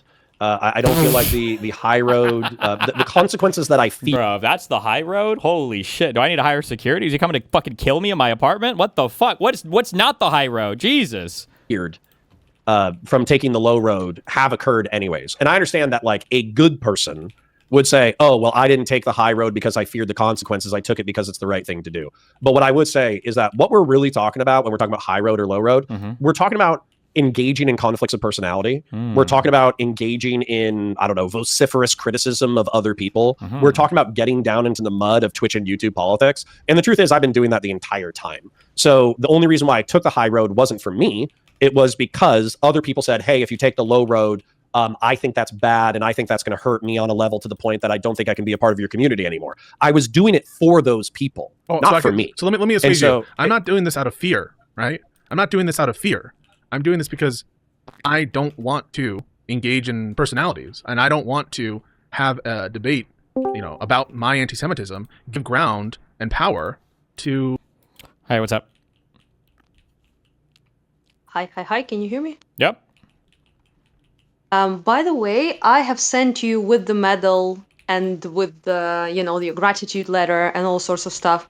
I have sent you a thing that is part of Ukrainian culture that's called motol, basically. It's the tradition of making them is like 5,000 years old. Wait. So Your I thing think got cut up. It's called a what? motanka. It's a doll done by knitting, like a Ukrainian traditional thing. And basically it's like 5,000 years old in terms of tradition of making it. But point is that I'm just listening to what Connor said, and I think I was so correct, because the dolls are considered to be a protective charm from evil energy, jealousy, envy, and people that wish you harm. Because if that was his high road, Oh. you need a doll to protect you from the low road. Yeah, Jesus I think. Christ. Yeah. So probably put it somewhere when it arrives, put it somewhere I don't know, on a door or something. Because what the fuck? You need a protective charm, like a talisman, like a, repellent. I don't know, something. Yeah. Clearly. We will hope for the best and see what happens, I guess. Yeah. That aside, though, you brought that up, I think, a couple times about the Jews and stuff that people allow. Why do they bring it to individual hatred? It just boggles my mind. Aren't the Westerners supposed to be the whole? We understand racism and bigotry better than any other person, but then it comes to Eastern Europeans or Jews, and then for some reason it's I don't hate individual Jews. I think part of the political moment that we're in right now is for a lot of these subversive lefty types like Hassan that are trying to draft people further and further to the left. For the Marxist stuff, the socialist stuff, they don't want to focus on any identity politics related stuff. They only want to focus on this class related stuff. So it enables them to have their political movement not be distracted by minority issues or bullshit like that. And I get that, but Connor is not part of that shit. So no, but they're all getting mind fucked into it. So this is just because part of the groups, Connor, this doesn't apply to Connor. Connor's retarded all on his own because he's technically conservative. But for people like Pisco or Josiah, because all of the people that they're now kind of in cahoots with and either giving a free pass to or openly supporting are by any objective. If you were to look at it and compare it to any other form of bigotry, these people are the rhetoric is neo-Nazi esque. Or it's neo-Nazi rhetoric, right? Jews control the entire United States. They're engaged in mass deportation of immigrants in other countries to try to flood the native population, and they control the whole world's media apparatus. And the whole APAC is controlling all of our election. It's not even no corporate money, no APAC money. It's just, I think Hassan said that we will not have our next president as one who either takes money from Israel or it's just yeah, but that's a very weird position to sit by and not be something weird is going on here without trying to find a way to kind of dismiss all of it. So now we're going back to our conservative vocabulary where conservatives had very, very, very precise ways of talking about racism so they could never be accused of being racist, right? I remember arguing in 2016, they would just flat out tell you I fucking hate Mexicans. They're lazy as fuck. And you could say some shit bro, it sounds like you're kind of racist, man. And they would say Mexico is a nationality. Okay. Or they're I don't like Mexicans. I hate Muslims. I hate fucking, it'll just be shit like this. Muslim's not a race. That doesn't mean a race of people. And it's just okay, whatever. But that's essentially where they've gone back to, yeah.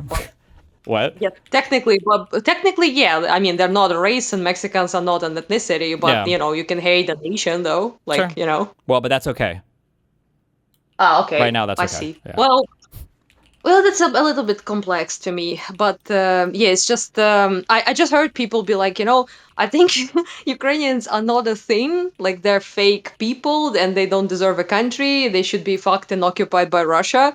But I don't hate Ukrainians though. Sure. And you're well, I'm happy, okay, that you don't hate a particular the person was I don't hate, like, if I meet a Ukrainian person, like, I'm not gonna hate them. Yeah, exactly. But I'm like, well, and this is like a yeah, child's but, like, understanding of any form of bigotry, right? Like, obviously, it's women are retarded, more though. emotional. Nobody They shouldn't that. vote. Like, I don't think they should have jobs, but like, I don't hate women. I just think that's women's role. It's like, okay, but nobody would say, like, it's just what so, the fuck? yeah, it fundamentally misstates like all forms of bigotry. It's just so fucking stupid, but it's where we're at now. These are our It's like, political it conversations. made me realize though, like, why so many Westerners were so pissed off about this, like, oh, Ukrainians hate like all Russians, and you know they were like they're bigoted and shit like that, which is funny to say to people suffering of the way we do from Russia right now. But you know, it's just it made me realize that they just don't understand that kind of hating all people is kind of like it's a generalizing thing. You can hate a nation, for example, or like a group of people, but like individually typically you don't, right? So Yeah. it's just like if I have like a single Russian dude and he's like fine, I don't know, if he doesn't hate me and doesn't want me to fucking die, then I don't have a problem with the particular person pretty much ever, right? Yeah.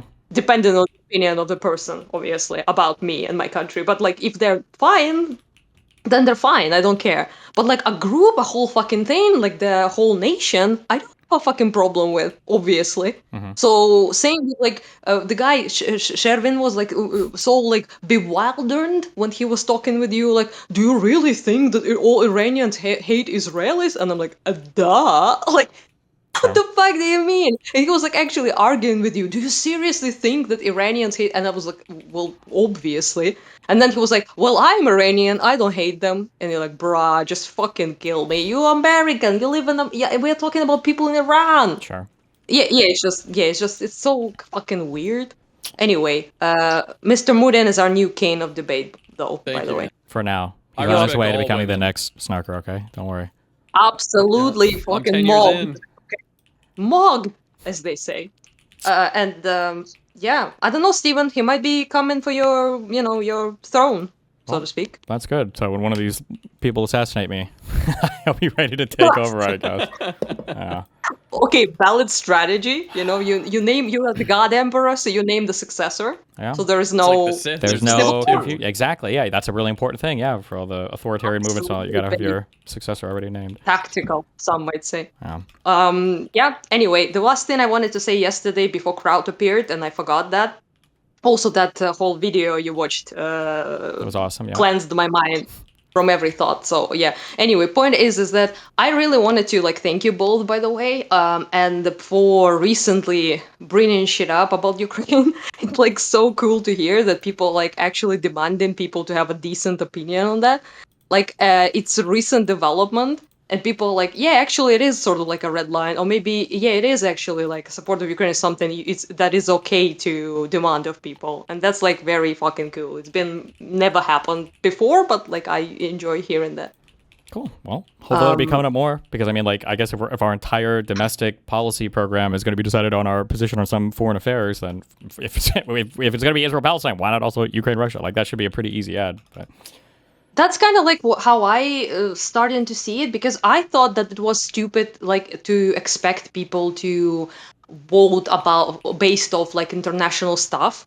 So I thought it was like a weird ask, not that I don't want them to, but I'm saying it's like weird to ask people to base their like voting based off geopolitical stuff. So I never, as a Ukrainian especially, I would definitely never, ask a person to do that, or like expect people in other countries to do that. well, you got to channel your inner Israeli because they have absolutely no problem making the United States singularly define how we engage with the rest of the world based on their needs and desires. So Oh, like, and I thought we were like, should be like humble like that, but apparently it gets us fuck all. So maybe we shouldn't do that anymore. I don't know. we have a saying in America in English. I don't know if you have an equivalent one in Polish, but it is the squeaky wheel. Polish? Excuse me? The Ukrainian is what I just said. You misheard me, I think. The squeaky wheel gets the oil. So that's how it goes. The squeaky wheel gets the oil. That's the thing that complains is the thing that ends up getting its concerns addressed. So. Oh, yeah, we don't have any phrases like that whatsoever because it's super against our culture. Complaining about stuff? Yeah, you're supposed to shut the fuck up. Oh, well. Typically. In America, our culture is the customer is always right. So we have the exact opposite. Oh, Jesus Christ. okay, maybe I should learn some things. Okay, people say I should. Leftists are saying we're trying to be Americans and like Westernized. Maybe we should actually. Maybe we should take a little lesson and be like obnoxious as fuck. Like for example, pro-Palestine people, like because they make that a single issue, right? Like they fucking tanked the goddamn Trump election thing because they were like Kamala, and is a genocide or blah, and all that shit. And like, so why can't then we at least like not to like say don't vote for a person, right? If they are, but like at least ask a question. I think is completely fine. Like, what is your position on that, right? Yeah.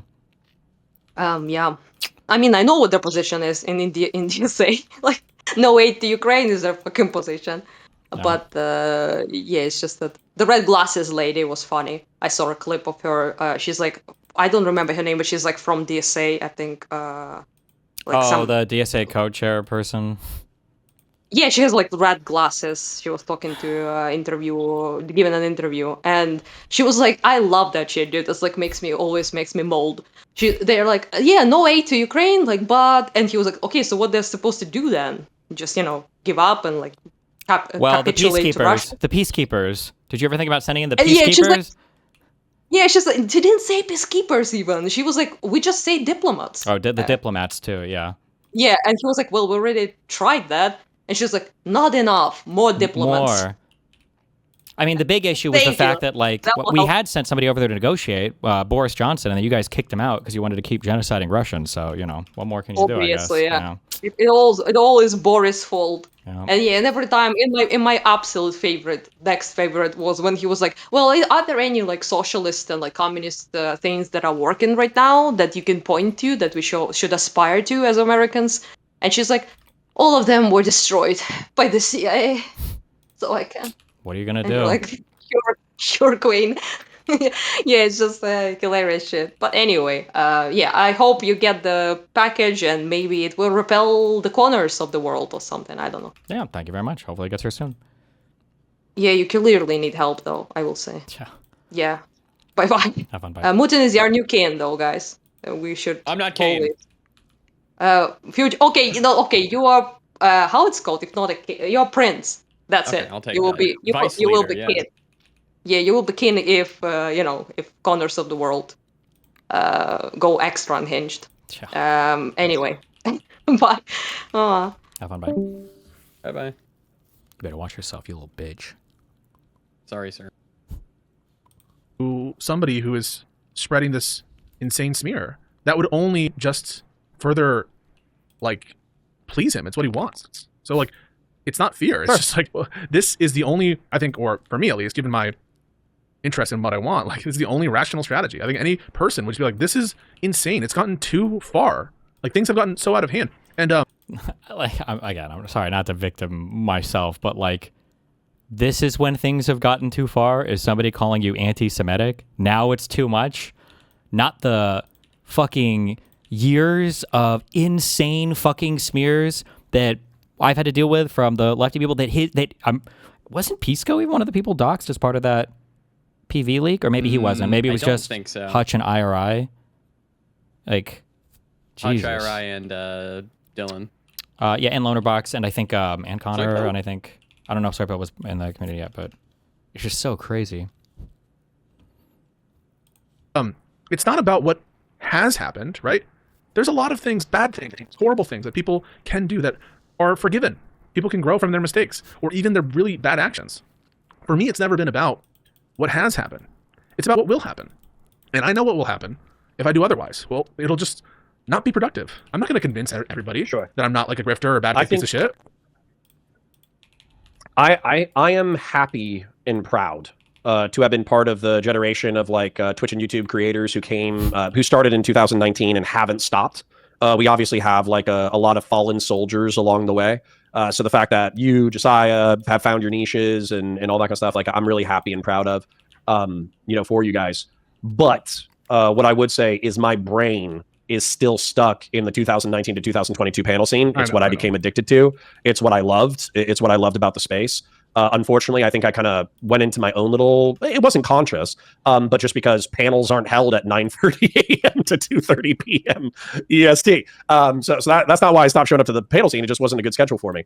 But what I'm looping myself. So let me know where you want to cut off. But what I'm sick of is I'm sick of the weight being thrown unilaterally. Yeah, true. Apparently, the chorus conspiracies calling David Pakman a Pac-Man or Hutch's doxing weren't too far. Yeah, like none of the people on the left can ever go too far for these people. I guess this is just emblematic of my entire complaint, right? Which is also a good reason why it's probably better to kind of like tighten the ranks and then kind of like move some of these people a little bit further out so that there's no confusion about you know what's acceptable to certain groups of people and whatnot. Like it's probably good to have this stuff, I guess, clarified ahead of time. Laterally, and I'm sick of the people who are the most ardent critics not being able to throw weight back. And I'll be specific. So I think you have the capacity to throw weight back. I think Josiah has the capacity to throw weight back. It just doesn't benefit you, so why give into it? But there are drama mongers like snarkers like J Stock and Queeman who they have vociferously criticized Steven for the past 2 years. Oh boy. Well, J Stock specifically had an opportunity. He was invited. Hey, come criticize me to my face with the worst shit that I've done. And he said no. And so I think as a result of that, that allowed a lot of Steven supporters to dismiss any criticism that anyone has ever had of Steven as, oh, no one has the balls to say it to his face. And so what I'm going to do is I'm going to do whatever the fuck I want to. Like, I just don't understand the world. This is why I'm saying, like, in 20 years, there's got to be, like, we all sit in a room and we just like, what the fuck were you thinking back then? I feel like I hosted so much criticism myself from so many different content creators, definitely more than any other content creator my size or even close to my size on the internet. And it's like, you'll never, ever, ever listen to people giving him negative feedback on fucking anything. It's like, oh my God. I do. Which is basically, if I want to cover Steven, I'm going to cover Steven. If I think he's being bad faith, I'm going to call him bad faith. If he has poor argumentation, I'm going to call poor argumentation. If his fucking dickhead fucking swarms of flies want to come fly around my fucking face, that's totally fine. But what I'm not going to do anymore is I'm not going to hold back my criticisms. So saying that I was raped as a kid and that my grandma was fucking mass murdering dogs, that was him holding back. Like, Jesus Christ. Out of some false hope that he's going to become a better person over time, nor am I going to hold this back in order to save the feelings of mutual audience members who want me to play nice. It's not... I'm done. I wanted to be helpful. I wanted to be nice. So brave. But I'm done with that. Yeah. Yeah. Rest assured, that's not what I'm doing. I'm not trying to placate any audience. You do you. I mean, I don't have an interest in the drama stuff. I banned it from my career. Whether this is drama. I mean, like, I guess it kind of touches on it, and that's precisely what I don't have an interest in. I would rather focus on the issues. I'd rather focus on MAGA. I'd rather focus on politics and the law. That's what I care most about. And so, more power to you. I'm not going to, withhold my opinion on defending myself or on some of these issues, but I need to balance that with like what I'm interested in and what I think will have the best effect on me, my life, and the movement that I want to generate to free our country. Then my only question, because I don't want to loop. Yeah. I said that you're not. I don't think you and I had a conversation about whether or not you were a socialist, and you said that. Oh, that's his sub sound or whatever. Yeah. Well, if we achieve such material wealth that we could decommodify basic human needs, then maybe that's something that would be just good. It's also a funny thing too here, because remember how confusing it was when it was like, I feel like we should be kind of like critical of the far left people who just seem to be engaged in the most insane kind of like attacks, over and over and over again. And the response from Pisco was like, "What does that mean? What does that mean? What does that mean? What does that mean? What does that mean? I don't know what that means. I don't know." But then I'm like, I think Pisco is like anti-Semitic. It's like, well, I think that this person should never be covered in a favorable manner. I'm not going to mention this thing anymore. I think that we're going to focus on another thing over here, and I'm not going to entertain this. And I think this person is actually acting in bad faith. Blah blah. It's like, oh, so you do know what that means? Okay. So you have an understanding of what it means to view somebody adversarially in the space, even if they're ostensibly on the same side as you politically. That's like, oh, okay, gotcha. Good for humanity in general. But you weren't interested in the workers owning the means of production or the prohibition of private ownership of companies. And I think a private property right is a right I care about. I believe in rights, and I think that I think the private ownership, again with caveats. I mean, there's a lot of play on the joints for free speech or right to own property or right to due process. Right, like I'm not saying that I know exactly what the metes and bounds are of the right to property that I care about, but I care about some notion of property ownership as a right. So based that's why. On that by the way, answer, pause. I also heard a kind of like, well, these guys are the best ops possible, and I'm like, well, would a communist op say that? Like, I think that there's a contradiction between some of these economic theories and like. No, I don't there know, is, and that's part of. Would a controlled opposition ever have some light points of disagreement? Like, Yes or no? shit, kill, fuck you. My frustration too. I thought he was saying it was a right-wing op, so I'm happy that he corrected that it was a left-wing op. Yeah. But When have I ever accused any of these people of being a right wing? What? Okay. The point that I'm saying is, so assuming that you and I have been internet friends for the past 6 years, assuming that you're telling the truth, assuming that I've never known you to hold back the truth out of some fear or cowardice or whatever. Yeah, if I wanted to argue in favor of socialism, why wouldn't I? Wouldn't that be like the most fun debates to do the socialism debates and be like, I'm pretty sure I would gain like such a humongous audience from these lefties if I was like their warrior, their ironclad warrior. Yeah. Yeah. So, right. So, assuming that you're just telling me the truth, then at that point, I don't think you're a fucking socialist. We disagree on a tactic. And you might be correct in your tactic, considering that 30% of the Democratic Party now identifies as democratic socialists. Let's be real. They're probably Scandinavians. They're probably social democrats. But considering that they still watch us on Piker and they ignore the tacit or tepid support for terrorism, they just hear that he wants universal health care, then maybe casting as big of a tent as possible is necessary for electoral victory, particularly on the eve of the midterms. What does that mean? Electoral victory on the eve of the midterms? Like, we're in the primaries. We're not at the general yet. We this is supposed to be like they're crafting rules for why we can't advocate for our side in the primary. Like, this is literally what the primaries are for. Like, how could you possibly infight in the primary? What do you think a primary is? I just don't understand how this is said over and over again, and none of these guys stop and think like, well, hold on, wait a second. Actually, are we being fucking retarded right now? Like, I don't think that's a crazy position. It sucks. I hate leftists, but I don't think it's the most insane fucking electoral analysis I've ever heard in my entire life, and I don't think it means that you hate Jews. Analysis. Yeah, man. Like, I just think that my position. Anybody else analyzing? Is the majority Democratic position. This position of like, hey, let's all hold hands, kumbaya, and attack the threat. I just feel like that is now.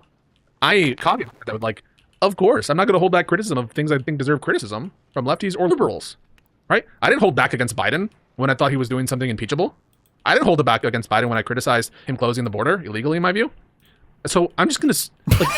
I care about saying what I liberals. feel, what I think, and good one. Like running utility calculator king shit. Every time I'm processing an opinion. I'm just saying what I think, and I want an audience that like classic mistake. Can just trust that they're going to get an independent and original thought from me, even if they disagree with it, and that will give some more substance perhaps to it. And I've even seen that, by the way, not just among lefties, but also liberals and like sometimes conservatives. Even this is what I see. Pisco agrees that this free speech violation exists of the woman who said the N-word at the child, right? They'll say that. Even Pisco acknowledges that the liberals are wrong about this regarding whatever discourse. Even Pisco agrees that Crystal Ball went too far here. And when I see that, I smile because all these different people have these impressions of me, and they're weighting it. Yeah, I just think you're progressive. Yeah, you're more progressive than okay. If you were a straight liberal, then I would basically put you in the same political camp as Destiny. But I think you have a few more lefty sympathies, or at least you're willing to tolerate more lefty shit. What? And so as a result, I think of you as a progressive. Can we just pause real quick? Like, I tolerate I tolerate MAGA. Like, people were so weirded out that like I had so much tolerance for Rob Noor, right? And then I had Oh, that's really funny, actually, for Pisco to bring that up as an example. Pisco doesn't have high tolerances for MAGA. That's not true. He does have high tolerances for people he's had personal relationships with. Rob Noor is one of them. So much tolerance for... Well, that's just good content. Yeah, and like the collabs that we do. And it's just because there's a certain kind of conversation that I like, and that like excites me, and that's fun. Frankly, that's one of the reasons why, when I used to come on Steven's stream, it was always a lot of fun. Because we would like yell at each other. And we would like... Right. Really focus in on the disagreement, and it's exciting for me. And so it's not a selection because of like in-group, out-group. I select for the conversations that are fun for me and that I enjoy having. Yeah. And so, yeah, I tolerate leftism. I need to address a couple of things in chat that you might, that you might want to address as well. So, Fashion 40 says, Connor, how'd that work out for the Republican Party? MAGA HL alive. By the way, Fashion 40, I hope you can hear me when I say this.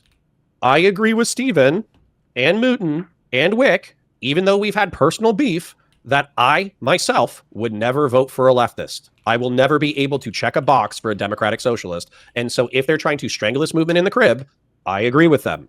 However, separate from that, prescriptive versus descriptive. We like this. I have the prescription that you shouldn't vote for leftists. I have the description that the economics in America are so fucked right now that economic populism is wildly popular with the base. And as a result, we are just going to have to contend with 30% of the Democratic Party being self-labeled democratic socialists. More likely they're actually social democrats. So descriptive versus prescriptive. I'm prescriptively with Stephen. I'm descriptively with Pisco. And I think that it was a mistake ever introducing these words. Pisco is being vilified. One more thing, because I posted this myself. An anti-Semite is a person who holds hostile prejudice or discriminatory views against Jewish people. And somebody said, oh, I watched the VOD yesterday, and Steven said a half dozen times that he doesn't think Pisco hates Jews. Okay, then he doesn't believe that Pisco is an anti-Semite. Oh, fuck me! Oh.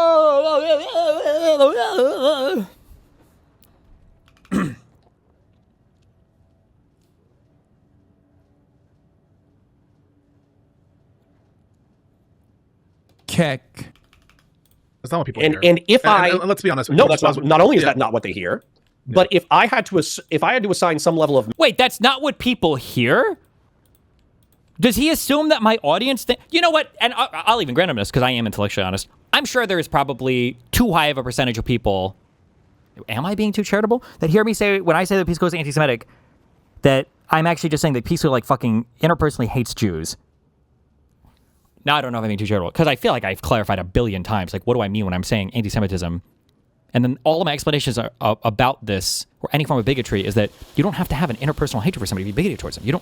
Men didn't have to have an interpersonal hatred towards women to be misogynistic or patriarchal, or an interpersonal hatred towards Muslims to be Islamophobic, or an interpersonal like. Is Pisco implying that there's like a dog whistle going on here? The thing is, I don't dog whistle to my audience because I'm not a fucking spineless cuck pussy who's too afraid to even say somebody's name or to clarify a position, whereas these guys are so fucking petrified of ever touching anything to the left of them. They won't fucking say anything about it. So I feel like my position is pretty clear on this. Mouse to Steven.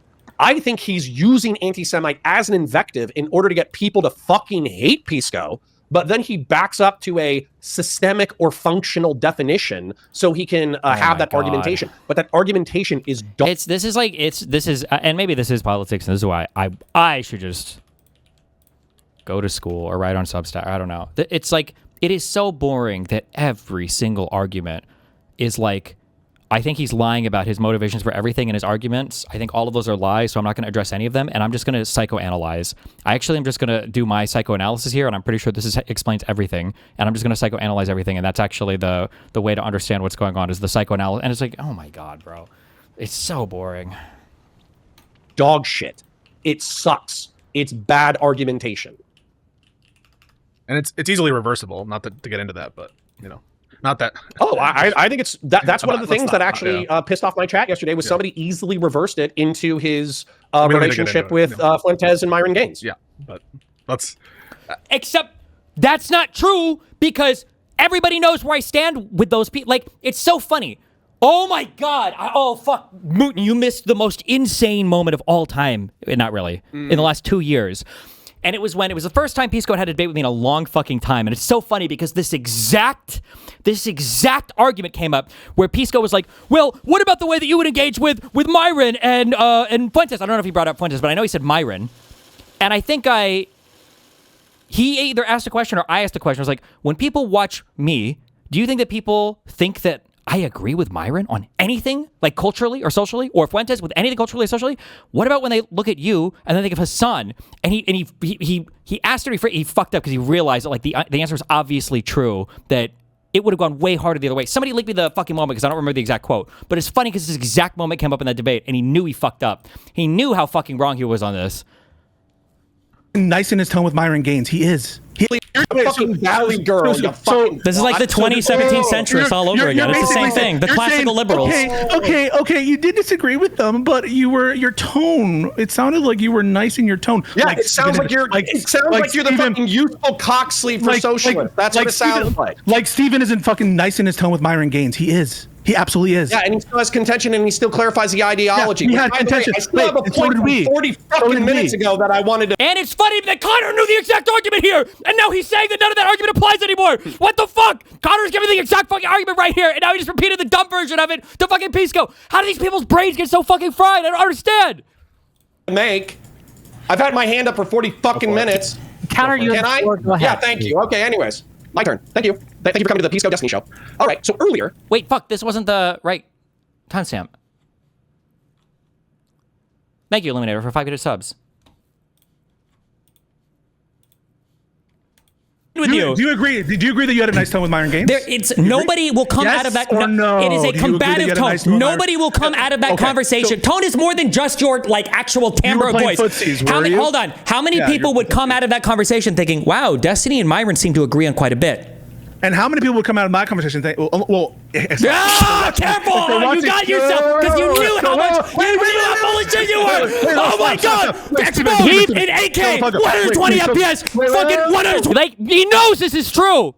He knows this is true. He knows it's true. 20 frame rate, 240 refresh rate on monitor, broadcasting live, all the fucking world exposed. I'll play a little more because he doesn't give a good answer. I'm just showing not like cutting himself. I'm not backing off any position. So I'm saying if you watch the actual stream and listen to the words being said, then no one would come away from that thinking that we didn't come down to them. If they watch the Destiny stream, where you're smearing us, or you're smearing us as socialists. Wait, question. Okay, wait, question. If you want to look at the chats. So if you watch the Destiny stream where he's... It's just like, it's so... I can't believe that Connor gives the exact opposite. It's easily reversible, not to get into that, but, not that. Oh, I think it's... That's one of the things that actually pissed off my chat yesterday was somebody easily reversed it into his relationship with Fuentes and Myron Gaines. Yeah, but that's... this is the kind of thing, right? Like functional anti-Semite. This is and it's funny too, actually, because you guys gave me the wrong timestamp. But the wrong timestamp shows Connor clearly demonstrating the difference between Destiny makes his position known, but Pisco is a coxley for. He said that was his words, not mine. Is a coxley for socialists. So Connor knew 100% like the difference. Sort of the meta point I'm making is like when you raise that, it's just like, oh, but like what about this and this, and then it just opens the can of worms. It's like, I would rather just be like, what's your definition of anti-Semite? Let's build off of that. Let's talk like, so okay, this, and not get into that shit because it just opens this like world of drama. I mean, like I just want to disassociate with. It's just people. drama. It's not, by the way, it's drama premised on ideology, right? Like who I choose to spend time with or interact with isn't a fully ideological thing. There are other factors, such as whether people lie about me. Other factors about, whether people. Who would disagree with that? Who are you even arguing with right now? Yeah. I can trust them. These are all things that like bear on what I'm willing to do vis-a-vis interactions. And so you shouldn't expect for it just be like whoever's a better person. And I got to tell you, Josiah is like a really good guy, in my opinion. Yeah. And I just think that he has been focused.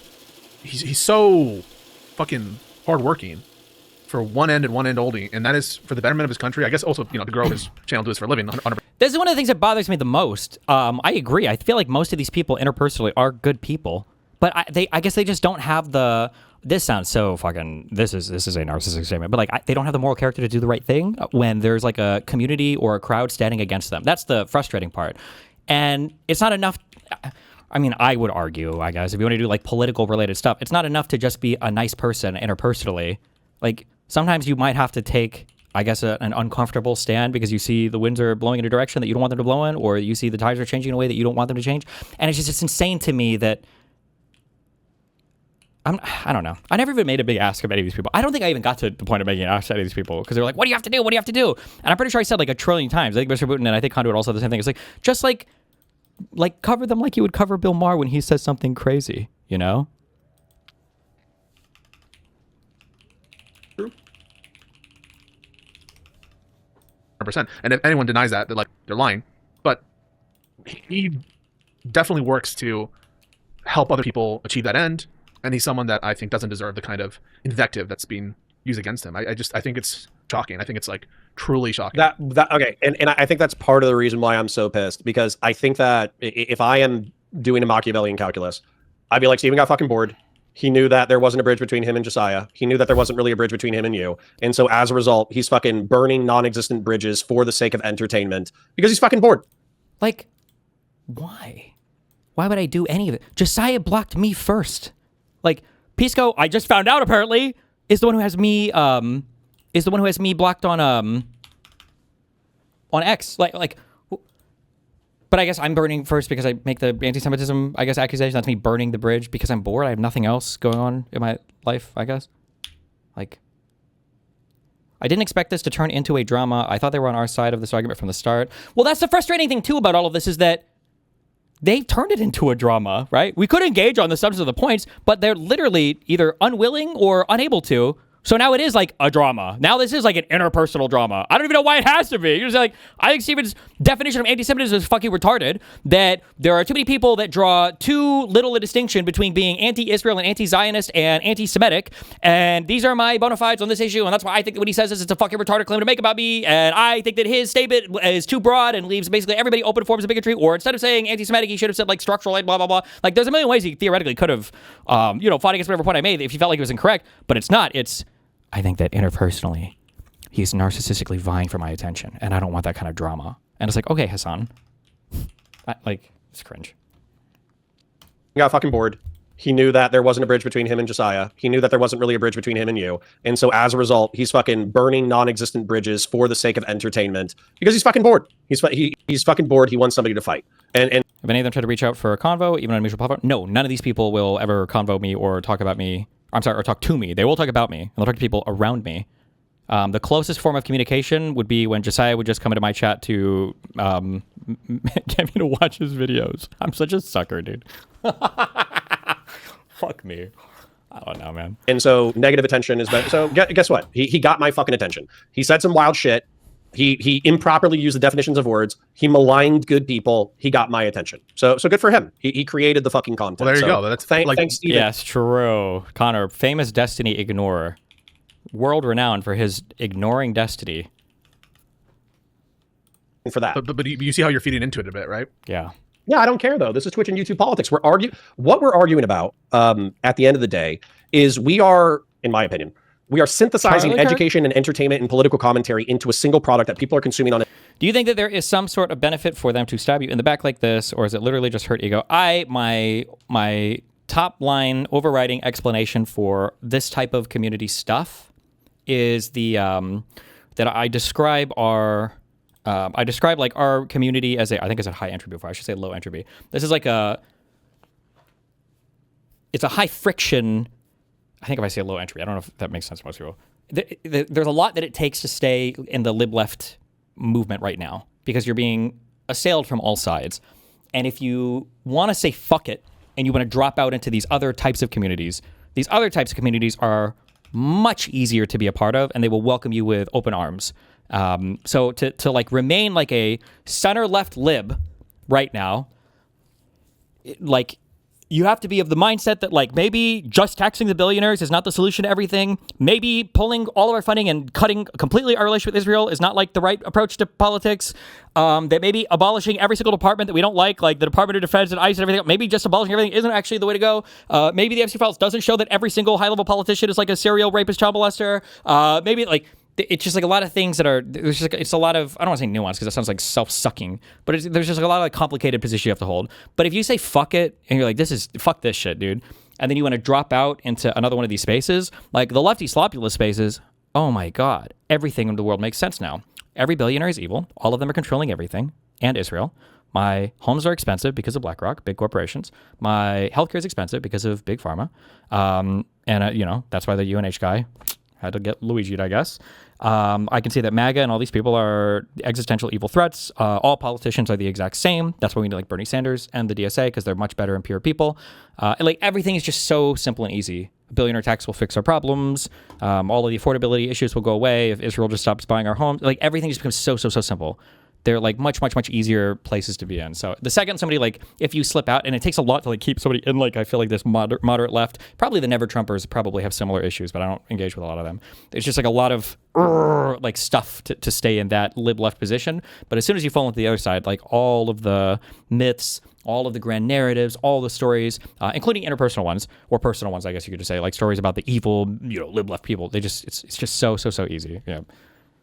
On a daily basis, but ultimately we do so in the service of political ideologies. So you do it in the name of some hybrid of progressivism and liberalism. Steven does it in a more, I think, center-left. Everything I just said about the like the slopulist far lefty shit applies tenfold to the MAGA shit too. That it's so easy once you realize it's the deep state is responsible for all of your fucking problems, and it's all evil Dems and Marxists and colleges and everything else and women and everything. And yeah, left liberalism. I do it in a center-right, in the name of a center-right neoconservative tribalism, which is not popular, by the way, but I still believe in it anyways. And so that's what we're doing. So Stephen or his audience baiting a conversation about your anti-Semitism and having dog shit argumentation, and then me talking about it, yeah, sure, they quote unquote manipulated me into calling them fucking idiots. Like, congratulations. Okay. Do you feel better? No, like, I'm not trying to be nasty. No, I still got more content to do before I feel better. Okay, well, listen, I don't take any umbrage with you going hard or anything. I'm not trying to be like police you or do anything like that. And I also don't try to like police other people and content creators and like be weaselly behind the scenes to force people to comply with my standards of interactions. I would never presume to do that, right? Like, people are adults. I assume that they are going to make their own choices, and I don't control them, right? And like, this is such a weak ass, spineless cuck position of like, I don't want to control what anybody does for their like. What are you even talking about? Like, nobody is saying that like you're not allowed to talk to this guy because he's a meanie. It's just like, what is your political coalition? Like, that's a super normal, reasonable thing. Like, if you were constantly all day platforming like neo-Nazis or Trump worshippers on your stream, and you were just like palling around with them, and not palling around with them like playing games or whatever, but like just having them give their political takes, and you weren't really challenging, you weren't agreeing with them, and you were kind of like just like, tacitly endorsing them or maybe agreeing with them or whatever. Like, at some point, people are like, are you a liberal, or like, are you part of this political coalition, or are you like on the other team? Like, it's so weird. This like concept of gatekeeping ended up being such a negatively charged thing, but it's like, you have to have an identity for the group that you're a part of. It can't literally be like, not to sound like a bully, but it can't just be that every single person who wants to be in your group is in your group, because now you no longer have a group identity. It's generally they're built around some kind of like political ideology. Like, that's not that crazy of a concept. I've never presumed to do that either. I think it's really sad, like when Trump got elected, that was like one of the worst days ever. Like, just being real, it was like the bit of hope that I had was like, this is going to give a newfound purpose of togetherness, of motion, of... You talking about 24 or 16? 24, yeah. And it's been really sad, it's been a really tough situation, but sometimes like... Wonder why? Who made it that way? Just nothing to be said for any of it. It's such bitch man behavior, dude. Lines have to be drawn. And I don't know. You got to do what's right for you, Connor. I hope you don't begrudge how I choose to approach it. I don't. I think it's smarter. But literally, it's so if you have your niche and your niche is successful and you can continue to do content the way that you want to do it, that's fine. I'm in a different position where I'm effectively doing like 3 or 4 YouTube channels at once, and I'm reliant on all of them in order to make ends. So when it comes to my I really should have focused on one channel, but it is what it is. So in reference to politics, though, I feel like I have cornered myself as the liberal center-right heel, I guess. So like, if liberals want to debate a rightoid who isn't totally fucking schizophrenic, then I'm the guy to call, right? But by pigeonholing myself in that space, I've limited my growth. Now, that being said, it's not all a growth calculation. It's also a what is right calculation. And so, wow, so I feel like over the past 2 months, I was hoping that my more honorable behavior would retain some people that I cared about within my community. I have not retained those people regardless. As a result, I'm just, fuck it. I'm just going to throw elbows the way I feel like. And to be honest, I never changed from 2019 to 2022. I still miss the panel scene. I wish the hippy dippy was still a thing. I wish that Dylan Burns was calling you, me, Steven, Voss, Shu, iCow Rich, Tiberius de Boisseret. I'm trying to think of some other fallen Hans of Harkir, Demon Catherine Mama. Dominates. I still wish we were screaming at each other on a weekly basis. Unfortunately, those days are gone. All of those days are gone, by the way, because of the lefties, because all of them refused to participate in any of that scene, by the way. The reason why it died is because I got banned from Twitch, and there was not a single other large content creator that was willing to do what I did, by the way. But, don't ever mention any of that. So, but I haven't changed the mentality of, you fucking throw elbows, I'm going to throw elbows back. I'm not judging you. I just Yeah. And no, listen, I went to that panel scene because I was like bored during COVID. You know, finishing up law school, and it was actually I saw Lecture Fans. You know Lecture Fan? You know Lecture Fan. Lecture Fan. That's an OG And name. I like desperately wanted to talk to him because he was saying some shit I hated, and I was just like chirping him in the chat. I mean, I was a chatter guy. I used to be a chatter just like you till I took an arrow to the knee. But then, and I'll never forget it. Right, like Prime Kai was streaming, and he had an open panel policy, and I thought it was the coolest thing in the world. That all of these political conversations that I used to have when I was bartending, when I was at law school physically, when I was, you know, at university, that like kind of stopped, that I could have them again, and that I could do it and like use some of the knowledge that I was learning in law school, and meet new people, and it was just the coolest thing in the world for me. And so yeah, I think about that a lot, and I thought it was so much fun. I have a Frenchman who wants me to try to steelman Steven and then have you address the steelman. So, if I was to steelman Steven's argumentation, because of your big tent calculation of including lefties and leftists, being friendly with them, including them in the Overton window, et cetera, et cetera, et cetera, and specifically, I think the criticism is in reference to Kyle Kalinske and Crystal Ball.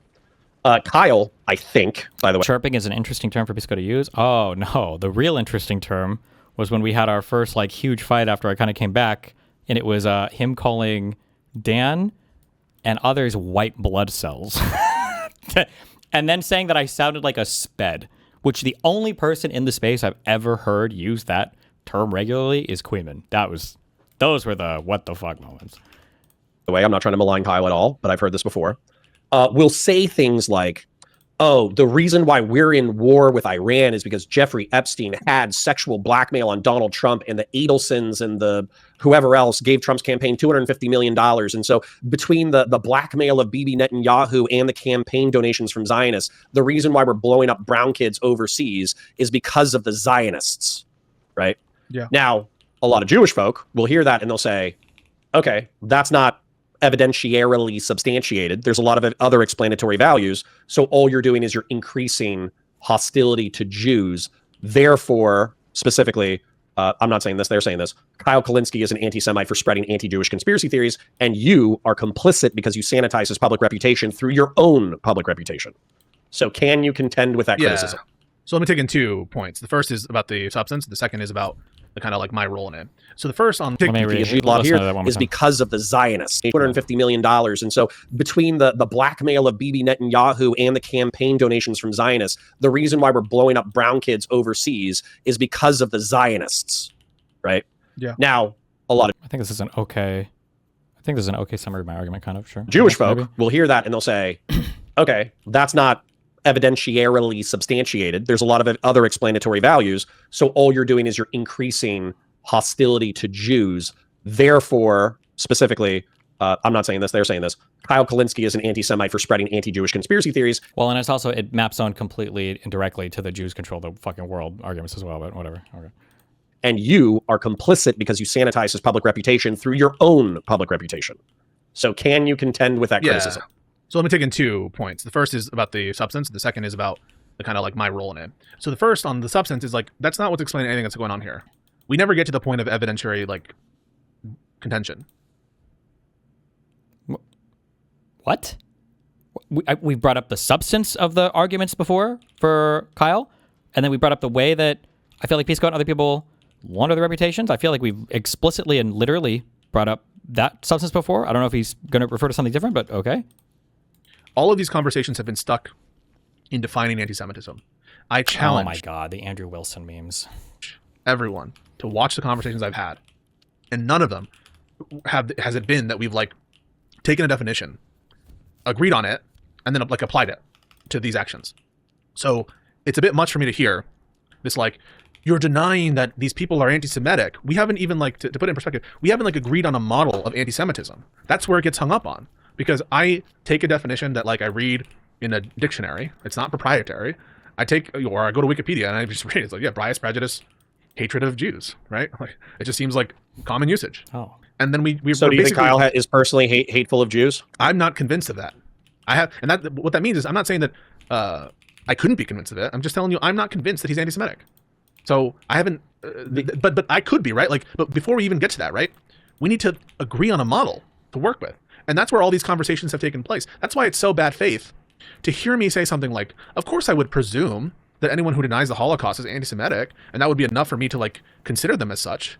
But it's just not what the term means. And for someone to take that and be like, oh, he's using that to defend Kyle. No, we need to agree on what we're talking about first. And so people jump the gun. And so to respond to that, it's like, that's not what any of these conversations have been about. The conversations haven't gotten there. The conversations have been stuck in the mud about what this thing is. And I'm not going to sign off to a model of anti-Semitism, which is just results-based, because it leads to insane bullet bites. Okay. Sorry, my Frenchman is not sufficiently satisfied. So I'll say it with fewer words in his exact phrasing, and then you can have an identical response. Okay. Jacques Orcac says, Mon Dieu, the Steelman is that Pisco gives quarter to anti-Semitic actors and doesn't take 3 minutes to say. So how do you respond to the French charge that you give quarter to anti-Semitic actors, which, by the way, I don't think is explanatory enough, but whatever. Yeah, so like I was getting there. That second part is like you give cover, right? Like I would want to first deal with the claim that they are anti-Semitic first. And so I'm not going to agree that I give cover to anti-Semites, even if unless I believe that they are anti-Semitic. And so we don't get to that part either, because we haven't agreed on the base thing first. But even just putting it, I'm just going to be honest with you, and maybe this will make me, this will be like an insane bullet, I don't know why, but interacting with people, even if I were to grant that some of these people had some anti-Semitic views, interacting with them doesn't necessarily make one anti-Semitic, right? And so the charges just need to be based on, or the why do we? I don't understand sometimes why people. I don't know if it's a self-soothe. Like why people will just like say a thing that's like so obviously true that obviously I would. One of the obviously I would agree with it. One of the things I've enjoyed doing in debates more, and I've done this more recently, is I'll just ask somebody like, "What do you think I would say to that?" And they always know the answer, right? Does simply interacting with somebody who's anti-Semitic make you anti-Semitic? Like, what do you really think I would say yes to that? Like, it's such a stupid. What do you really? The accusations, some notion of anti-Semitism that we agree to. And before I can engage on whether I'm providing cover for someone or whether providing cover for someone necessarily means you're anti-Semitic, we need to scope out what these things fucking mean. And that's what I'm trying to do, is bring clarity on that conversation. You and I can jump ahead though. Okay. You and I can, we can jump ahead past this argumentation. And Jacques Orcac says, excellent accent, très bien. Merci, mon vieux. Anyways, I do speak French, by the way, Jacques Orcac. Yeah, and just can I just pause real quick? We were just watching Jon Stewart talk with Crystal Ball and Sagar. And Jon Stewart started by saying, "You guys are the most good faith. You guys are best faith." He said. He said, "How do you deal with bad faith actors?" Total softball in that regard, and basically giving legitimacy over to Crystal and Sagar. Would you ever think that this would be applied to them consistently? That these people would say, like, bite the bullets? That yes, not that Jon Stewart is giving cover to anti-Semites, but that he himself is anti-Semitic, or Bernie is when he defends us on, or AOC is when he defends us on. Yes. Does he think I wouldn't? Like what? Who does he think he? This is also another weird thing that happens with people where they pretend like they don't know who I am anymore, or they have no idea like what my history of anything is, and they're like, "Do you really think Destiny would be willing to criticize like Bernie Sanders, or would be willing to criticize Jon Stewart?" And it's like, what do you think? Really? That's really what you're asking? Like this is where I feel like the conversation, instead of linearizing, I feel like the conversation is best served by me jumping ahead and you correcting anything that you think I'm wrong on. Oh my God. Okay. So the argument, as I understand it, is that 80 to 85% of Jewish people, both in the diaspora and within Israel itself, half of the Jewish population lives in the United States, half the population lives in fucking Israel. And then there's like a few million spread out across the globe, but it's very small numbers. So within the diaspora, but also within the Israeli population, 85% of the population agrees that there should be a Jewish dominant state in the Eastern Mediterranean. Okay. I think that is more properly defined as Zionism than as Judaism. But because 85% of Jews identify with the sentiment, if you say the Jewish state in the Eastern Mediterranean shouldn't exist, and anybody who supports that notion is akin to a Nazi, then you're effectively saying that 85% of Jews should be dispossessed from political life and or hunted down and killed. And that functionally is anti-Semitic, or systemically, functionally, whatever you want to fucking call it. What does that mean? Vociferous criticism of Zionists apply. Let's say that I gave the opinion, I don't think that there should be a single Islamic state on the planet. Every single Islamic theocratic state, all of those Islamic states should either be forced to be moved to secular authoritarians or democratic states. None of them. How many people would call me Islamophobic? Like, it would just instantaneously say, you're Islamophobic, you're Islamophobic, you're Islamophobic, like instantly. And that's literally baked into the religion itself, the idea that there's going to be like a state for Muslims or whatever, that the apparatus of the state and the religion work hand in hand. Applies to 85% of Jews. Therefore, you're an anti-Semite, according to the people who follow that argumentation. It just depends on what you mean by anti-Semite.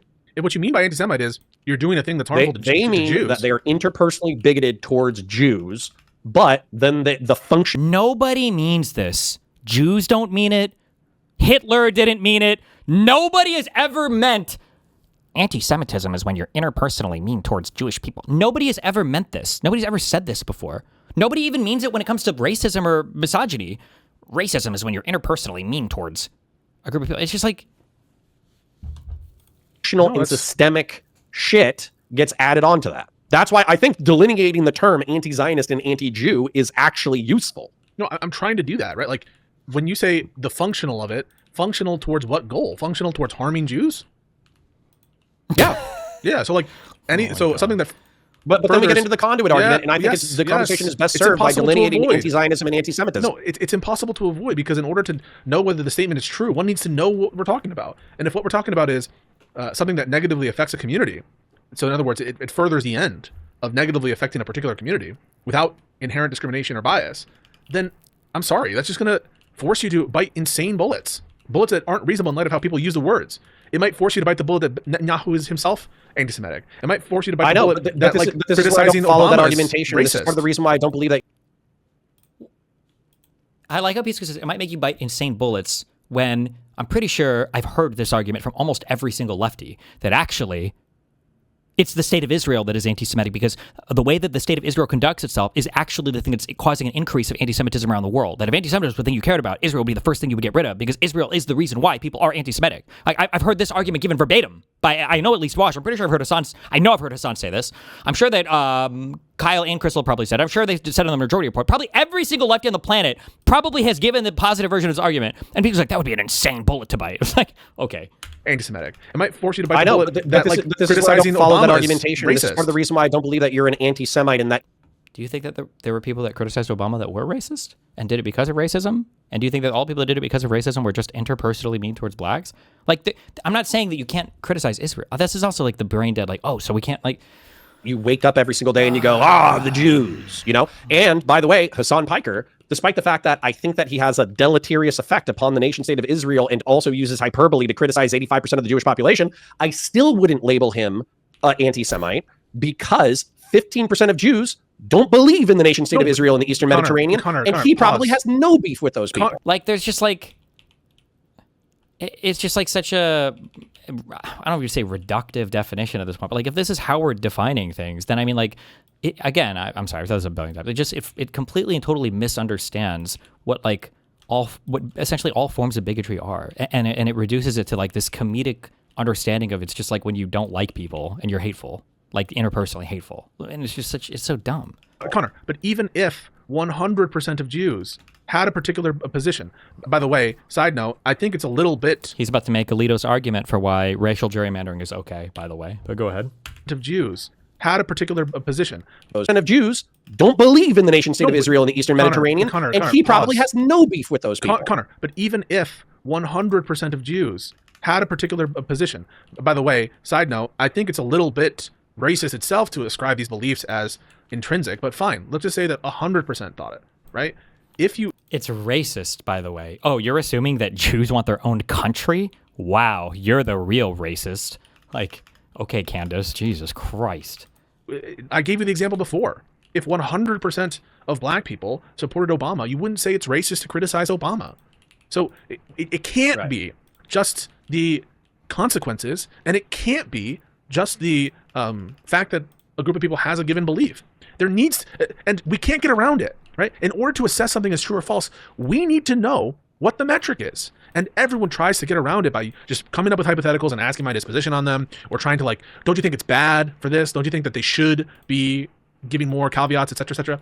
But like, all of that is tangential. There is a fundamental flaw in the conversation at time equals 0, which is I need to know what the hell you're talking about, because it doesn't sound like you're talking about the ordinary usage of the term anti-Semitic or the term racist. And until we do that, I cannot give you a position on whether I think it's one thing or the other. It's just impossible. Right. So, but I don't know where we disagree. So that's where I don't think me who could disagree with that? re-articulating this is going to further serve the conversation. For anyone who disagree, like who could disagree with that? Who could disagree that we need to know what it is People we're who invoking? want to paint any vociferous critics of the nation-state of Israel as rabid anti-Semites, and then Oh, true. Yes. Fuck. How did you discover my sneaky plan? I just wanted to fucking silence all criticism of Israel. You got it, buddy. King, you got me. also, even if you have beefs with Hassan Piker, which I do, he is a shitty person for 10,000 reasons besides anti-Semitism. But it's basically to affiliate you with Hassan Piker so you can be simultaneously reviled within the online political space. And Kyle Kalinske. To paint them all as anti-Semites is to say, these are bad people worthy of your derision. That's the function. Man, they have a really big response. And I guess to some extent it's intentional with the way that a lot of these far left spaces have kind of oriented themselves. They have a really big negative response to the anti-Semitic thing. That has to be a thing that you can't even stop to consider impacts this group of people. The obsession with Israel is such a defining characteristic of whatever this political thing is. Jesus. Yeah, I mean, maybe that's the case, but when I hear, I assume people when they're talking, maybe I shouldn't assume this, are operating in good faith. And so when they ask, I love the way that he talks. I just assume that people are trying to be honest actors, and then I realize that they're all liars. Me a question, I want to answer it, and I know what they mean. And someone says, you use hypotheticals, you're the king of hypotheticals. The problem isn't with the usage of hypotheticals. We love hypotheticals. The question is, what are the hypotheticals meant to illustrate? And people want to get into hypotheticals about whether something is anti-Semitic before they define anti-Semitism. And so in all these conversations, why aren't the people challenging me providing their definitions of anti-Semitism? Why is because that? they benefit from the fucking conflation of anti-Zionism and anti-Semitism. That to me is very telling. True. Consciously or subconsciously, by the way. I do not think that Conduit is walking in the conversation and he's like, I'm going to rhetorically trip up Pisco by being ephemeral about the definition of anti-Semitism and anti-Zionism. I think it's conscious and it's subconscious because I think instinctively, a lot of the people who are critical of others and labeling them anti-Semites, including Doobie, including you, including Hassan Piker, including Kyle Kalinske, the reason why is because they reflexively know that, not you specifically, I don't know your position on Israel-Palestine, but that these people are ardently in support of liberating Palestine from the river to the sea, which that necessarily means that the state of Israel will be dissolved. There will no longer be an Israeli government. The Jews who are there will be subject either to a secular democratic or Muslim theocratic government. And as a result, in whatever caused the death of the Israeli state, there will likely be extreme violence similar to what happened on October 7, 2023. So if you're wishing from the river to the sea, Palestine will be free. And if you're vociferous and unapologetic about that fact, you're effectively vociferous and unapologetic about the death of probably tens of thousands or hundreds of thousands of Jews, which is potentially anti-Semitic, right? You just said potentially, right? Well, I say potentially because if the Hamas fighter is like, well, I don't hate Jews on an individual basis, but I'm going to saw this guy's head off because of the geopolitical struggle of the Palestinian people. I don't think the Jews themselves care for the differentiation. Connor. Whether they care for the differentiation is also irrelevant. I want to address what you just said, but I also want to address... Sure, you want to be accurate. Yes. I'm not going to... So I want to address a bunch of stuff. So the first thing is, we cannot discuss whether this person is a chair salesman until we agree on a hardline definition of chair. So I assume that we have shared notions of these words and that they're common usages. And so I go by the common usage of the term. And so with chair, I have a rough understanding of what people are talking about when they refer to chairs. But if there was a divergence or a clear mismatch in how someone was using the term chair, you actually would need to understand what the other person is in a chair to know if they're a chair salesman. That's just so trivial. It's so funny that you raise this because that's precisely a great example. I assumed in the first Conduit conversation that there was a shared notion of anti-Semitism. That's why I was granting that I thought that there some content increases anti-Semitism. I was assuming that he was using a common notion of anti-Semitism, which I think that I'm using. And when it became clear that he wasn't, wait, let me just finish all these. I'm sorry, it's going to take a minute and a half. If it becomes clear that we don't know what we each are saying when it comes to chair, in order to find out if they're a chair salesman, we actually do need to understand when you say chair, I'm just talking about octopuses. Well, then that bears on whether or not someone's a chair salesman if what you mean by chair is octopus. Right? Now, that's a crazy example. It's just to illustrate the point. And secondly, Haruna Matata says, there's established literature on the definition of anti-Semitism. Just fucking read it, you in the college. Bro, I'm not the one raising anti-Semitism, right?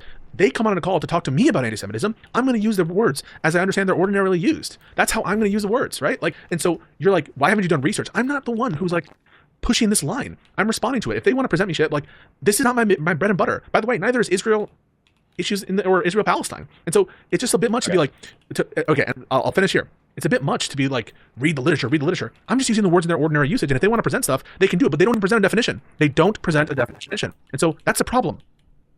problem. Sure. But I think that and by the way, we've known each other for 6 years. So when I think that you want rhetorical or logical rigor, I don't assume bad faith or an attempt to obfuscate the topic. I'm assuming that you are the same Pisco that I've talked to for the past 6 years who has insisted upon rhetorical and logical rigor. Good job. So the point that I'm trying to make, though, is if we're thinking emotionally, not rhetorically or logically, and then there's a Hamas fighter who is sawing off a Jewish child's head, right? He literally has a dull knife and he's sawing off their fucking head. We got it. And an anti-Semite, or excuse me, a Jewish person says, oh, this Hamas fighter is anti-Semitic. They're hurting a Jew. But then the Hamas fighter stops and they say, yo, I'm not an anti-Semite. I don't hate all Jews. I got a friend in Brooklyn who's Jewish and they don't believe in the Israeli state. They just, I'm sawing this child's head off because they're Zionist. They're a settler baby, like my best friend Hassan Piker on the internet said. Then at that point, the pedantry of trying to differentiate anti-Zionist or anti-Semitic, yeah, sure, it serves you and me utility because we want to be logically and rhetorically accurate. But to the Jewish person, they just go, holy shit, that fucking Hamas fighter is sawing off a child's head. Yeah, Why the fuck can I call this person an So, anti-Semite? so, What do you so, want so to do this with is that? like What am the I two supposed to do with possibilities, right? We can either not have that conversation with people for whom the distinction is meaningless and we'll be offended that we would even disentangle it. Someone could pick a less emotionally charged hypothetical so that we're not just trying to like virtue signal and like make people look bad on purpose. Oh, you mean hardcore hypotheticals aren't okay? So when somebody says, I don't really know if I would support Francesca Hong. Would you rather have MAGA in every single office in the United States, or would you rather vote for one socialist ever, AOC? Would you rather, this Pisco is the king of the most lacking nuance, the most binary hypotheticals known to mankind. Or over at least the past month he has, man. Jesus. So there's ways to address that meta concern, but if what you're interested in is correct discourse, if what you're interested in is truth, then how do you react to that? Just say, yes, it's anti-Semitic, even if it doesn't fit the definition and whatever crazy hypothetical. No. I would insist upon the anti-Zionist definition. I would actually say no. That's true, right? This Hamas fighter, but that's what I would say. Sorry, real quick. I would just, because you and I grow up in Twitch and YouTube politics, and we're both autistic. If somebody said, oh, you're saying it's possible for a Hamas fighter to kill a Jew in Israel and not be an anti-Semite, I would say, yeah, based off of the definition of hostility to Jews on virtue of them being Jewish, based on the definition it's of possible for a Hamas fighter to kill a Jew while not being an anti-Semite, but he could be a rabid anti-Zionist and have super harsh attitudes towards Jews in the Eastern Mediterranean who are trying to establish. How would you ever prove, on a purely logic Lord level, you could agree with them on a purely logical level, but then the issue comes into, how could you ever prove that anybody is ever anti-Semitic ever? Because at that point, even somebody who says, and you would have to grant this, even somebody who says, I hate Jews, even somebody who says that might not actually be anti-Semitic. When they say they hate Jews, in their mind, they're thinking Jews, the people of Israel. They don't actually, if they met it and you were like, you hate Jews? Yeah, I've been locking me here my whole life in Gaza. It's like, have you been to the United States or whatever? No, my dad did. Oh, did he ever meet Jews there? Yeah, the Jews in Brooklyn, they're chill or whatever. But I hate all these fucking Jews here. It's like, oh, okay. So that, even the guy who says, I hate all Jews and would kill Jews, is not necessarily anti-Semitic if that's what we're going to play the game as. It's just... state. And that, by the way, this has nothing to do with good or bad. Being a violent anti-Zionist could still be within its own category of good and bad. Anti-Zionism could be evil, regardless of whether or not it was anti-Semitic. Also, evil is tangential. Good is tangential. If you want to ask whether this is good or bad, that's just a separate question. It could be the case. Right. Now, I don't believe it. I don't believe this case has been shown, but it could be the case that anti-Zionism is just evil as fuck. That is not everything that's evil and that negatively affects Jews is necessarily anti-Semitic, right? There are laws. The reason, this is actually really important.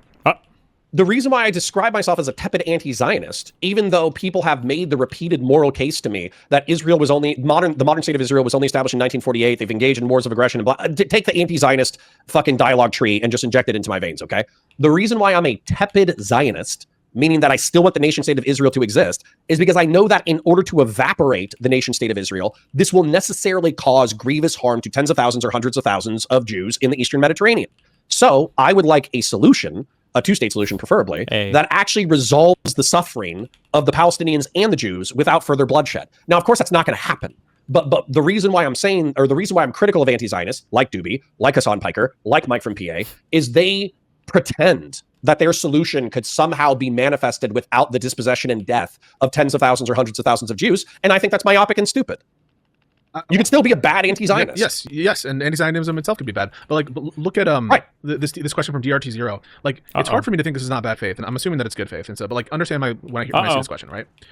It sounds like, it feels like you just want me to say that anti-Semitism is not necessarily bad to get the clip of me saying that, when you know what I would mean if I said that was just that the definition of anti-Semitism does not contain within it a good or bad indicator, just like racism, right? It's not in the definition of these terms. That's all that means, right? And it feels like what you're trying to do is get me to look at the definition, right? And this is what people will do. Instead of producing a definition, they'll just ask questions like this, and all they're asking for me is to look at a definition and see if it contains the words good or bad in it, right? And find me a common definition of anti-Semitism that includes the good or bad. The funny thing about this is Pisco earlier, this is one of my huge complaints, by the way.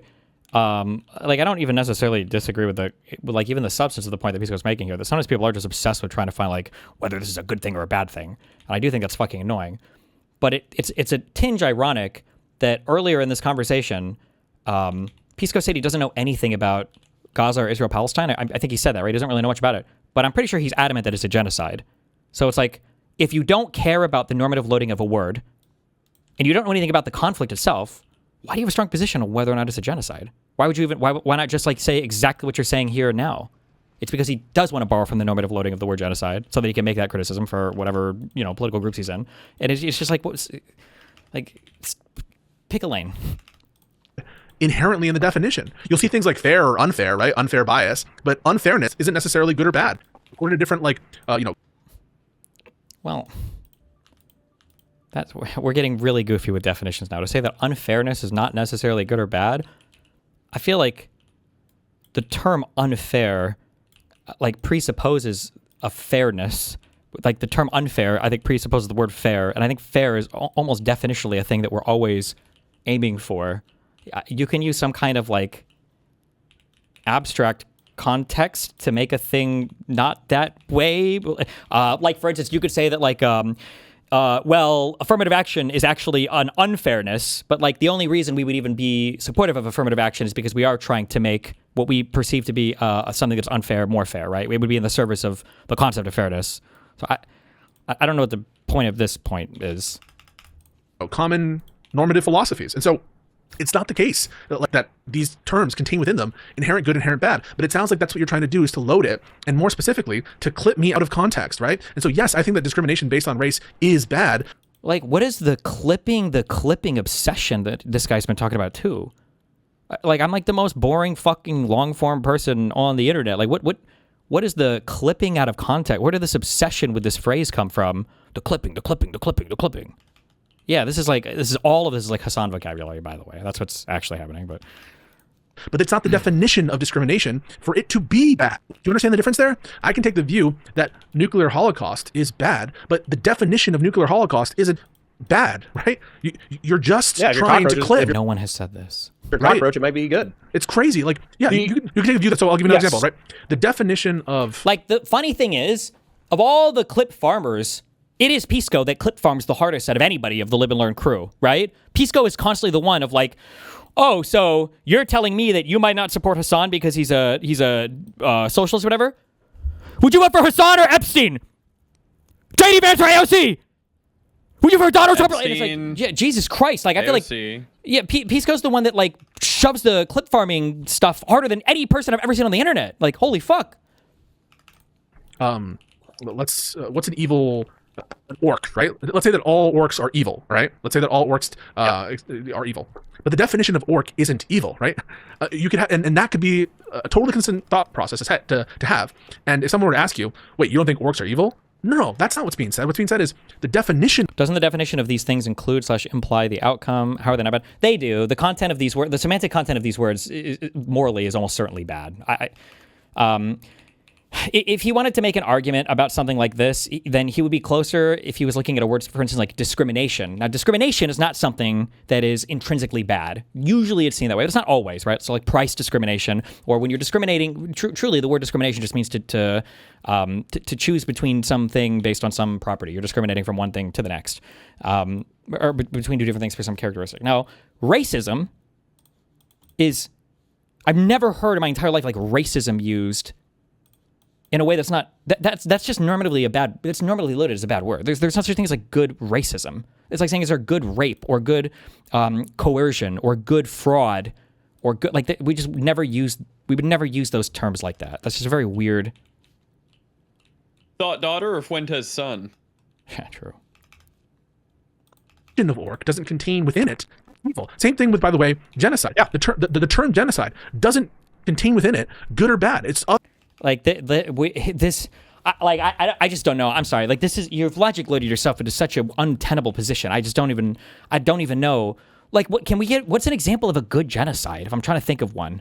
Yeah, well, I'm sure they can think of one. Just kidding. Just kidding. That was a joke. That was a joke. That was a joke. That was a joke. Other shit within it, right? Like they're just different. Now that wouldn't stop you from saying, I believe genocide is bad. And it feels like a clipping behavior for you to I believe genocide is you're trying to clip me because I won't agree that genocide is bad? What? Raise that. But I assume it's good faith. Okay, it is. So what you described, though, the attempt to get you to explore anti-Zionism versus anti-Semitism versus hostility to the state of Israel versus Kyle Kalinski's behavior, it is an attempt to get you to explore this topic so they can find 10 to 20 seconds of you exploring the topic so they can clip it and then they can say, oh, look, he's an... Like, can you show me a single example, even one example of that ever happening ever? Like, just one from anybody in my community, from me, ever? Like, when has anybody ever done this? I watch all of this shit long form so I can play Factorio. I watch all of these videos. I'm never just, like, sniping clips from these people. It's such a weird accusation to make that has absolutely zero foundation in reality. Interpersonal bigot against Jews. And Kingslayer Damocles even did it in this chat. Kingslayer Damocles, I literally think you're missing what I'm saying, which is kind of funny. So what I'm saying is the hostility, let's not call it a Hamas fighter because Hamas has the explicit charter of not only annihilating the Jewish state, but also like probably it says some negative shit about Jews. So let's just say it's a Palestinian dude who's not affiliated with Hamas, but then he stabs someone to death, but it's purely geopolitical. It has nothing to do with like the religion or the identity of the Jew. It's because of the existence of the nation state of Israel. So for instance, take that same human being, put him in Brooklyn, and he gets along with everybody. He's happy as a clam. He works a small business. He's the most gentle guy you've ever seen in your entire life. But then put that same person in Palestine, and because of the oppression of the IDF or the Israeli state, they become anti-IDF, anti-Israel, and therefore anti-Israeli. Delineating Zionism from Judaism is important in this context. Like, I know I've repeated this a billion times. I'm so sorry. I misspoke one. I actually misspoke one. Where do they think that a lot of bigotry comes from? That like I'm sorry, like there are foundations in fact in all forms of like bigotry and hatred, right? I'm not saying that there's a justification to be bigoted or hateful, but like this is like now I feel like I'm a fucking old school conservative where it's like stereotypes don't come from nowhere. Like people don't have hatred for others out of nowhere, right? Like there are lots of people in the United States that are unfairly, I would argue, Islamophobic, especially when they're talking about people like fucking Mamdani or El Sayed. They're hardcore Islamophobic. I don't know if that same Islamophobia doesn't happen without the 2 Twin Tower attacks. Okay, that was a pretty big thing in the United States. It was a big deal to us. I don't know if did I say anti-Semitism? I meant Islamophobia. I don't know if that level of Islamophobia exists still in the United States without the 9/11 attacks, without the earlier World Trade Center attack. I don't know. Without the ISIS attacks across Europe. I don't know. But does that justify Islamophobia? Or does that somehow make it not Islamophobic or not racist or not like we're logic lording these terms so much that because there are 15% of the Jewish population that do not identify with the nation state of Israel or its continued existence. So if the definition doesn't work, it doesn't fucking work. And that has no moral bearing, positive or negative. We could still say that chopping an Israeli's head off is bad within this exact same frame. Or likely anti-Semitic. I mean, like I don't have a problem saying that either. Just like I say, it's like I think Pisco would say there isn't good racism, but there is not bad racism. No extrinsic harm, but still racist. That doesn't make any sense. I think everybody would say. I think that now this would be a harder one just because we have such strong associations with these words. But we can argue that some forms of like racial discrimination is okay, but it's hard there because racial discrimination is heavily associated with racism. But we would never say that some forms of racism are okay. So, for instance, a black person goes into a hospital and has excruciating pain all over their fucking body or some shit. To say they're black, and so maybe we should test for sickle cell, right? That's a in a way, you're engaged in a form of discrimination. You're discriminating on a battery of tests based upon like the race of a person. This is technically a form of racial discrimination, and it really is technically. And you're making an assessment based on the race, and then discriminating between the test you'll choose, as a result of that race. But we would never say, right? So again, racial discrimination, even that term is kind of loaded, but not always. It doesn't have to be intrinsically. But you would never say, oh, I'm really, really lucky. When I went to the hospital yesterday, I got a racist doctor, and he was racist because he gave me the sickle cell test immediately, and I was so happy that he was racist. And like the term, the semantic content of the word racism, I think necessarily carries a moral bad. I've never heard anybody describe affirmative action as racism. I've never heard anybody describe DEI as racism. Well, conservatives do. But like, you can have racially discriminatory policies or express like racial preferences or whatever in some areas where it's not racist. Exact same frame. Or likely anti-Semitic. I mean, like, I don't have a problem saying that either. Just like I say, it's likely the case that, or even presumptively the case. You have the probability of like a shop owner discriminating based off of projected socioeconomic status that disproportionately affects black folk over, but his motivations are material rather than racist. Do we think that somebody who discriminates that way is likely racist? Of course. Yeah, but does that mean that's his prime motivation? Or that's the definition of racism? Obviously. So Riddell is kind of... like, it's so funny that this is the argument. This is Alito's argument on the Voting Rights Act. Like, you have to prove that a gerrymander was done explicitly to discriminate against a group of people. You have to prove it wasn't done just for political purposes, because political gerrymanders are fine. Like, this is, I don't know, actually. I didn't watch Pisco cover it. Maybe Pisco agrees with Alito's argument. And Section 2 of the Voting Rights Act was definitionally unconstitutional because there is no law against political gerrymanders. And racial gerrymanders are fine as long as they're done for political reasons. I believe Riddell's good faith. He says, so the semantics of the core components of applied morals in a vacuum doesn't make sense to people since they're presuming usage of the rhetoric already within context. But like, then you just need to go to a different stream, right? Like, doesn't make sense to people. So the semantics of the core components of applied morals in a vacuum doesn't make sense to people since they're pre-assuming the usage of the rhetoric already within context. Well, the guy doesn't even have to be this. Since they're presuming usage of the rhetoric already within context. But like, then you just need to go to a different stream, right? Like, and if you want to ask these questions and you just want me to virtue signal, and give you like, and I love Wick. Go to Wick's channel because he'll virtue signal all day. If you just want me to like repeat back like some sentimentality or some shared common notion instead of asking a specific question and getting a specific answer, you got to go somewhere else because I'm not going to. I know that goes back to the sombrero shit. It's like, no, bro, I'm not just going to bend reality to your will because you're moral frogging about it. And then there's plenty of people who can do that. Someone somewhere misses the point again. Okay, but you could say that with anyone. Take a racist KKK guy and raise him in New York, and he probably wouldn't be racist, right?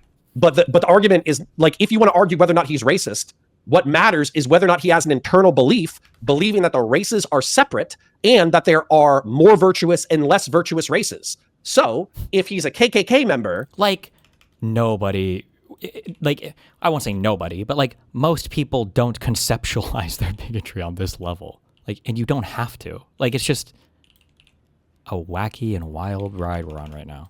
Well, actually, that probably doesn't work because I think that institution inherently has the supremacy of whites built into it. But if you took a guy from the South and he didn't believe that the races had an inherent good or bad qualities, and then you put that same person in New York, the definition of racism actually has nothing to do with his environment or upbringing or whatever. It's whether or not he has the internal belief. That's exactly what we're fucking pointing at when we're talking about the definition of anti-Semitism. We're saying, does this person have an internal belief that is bigoted against Jews as a category?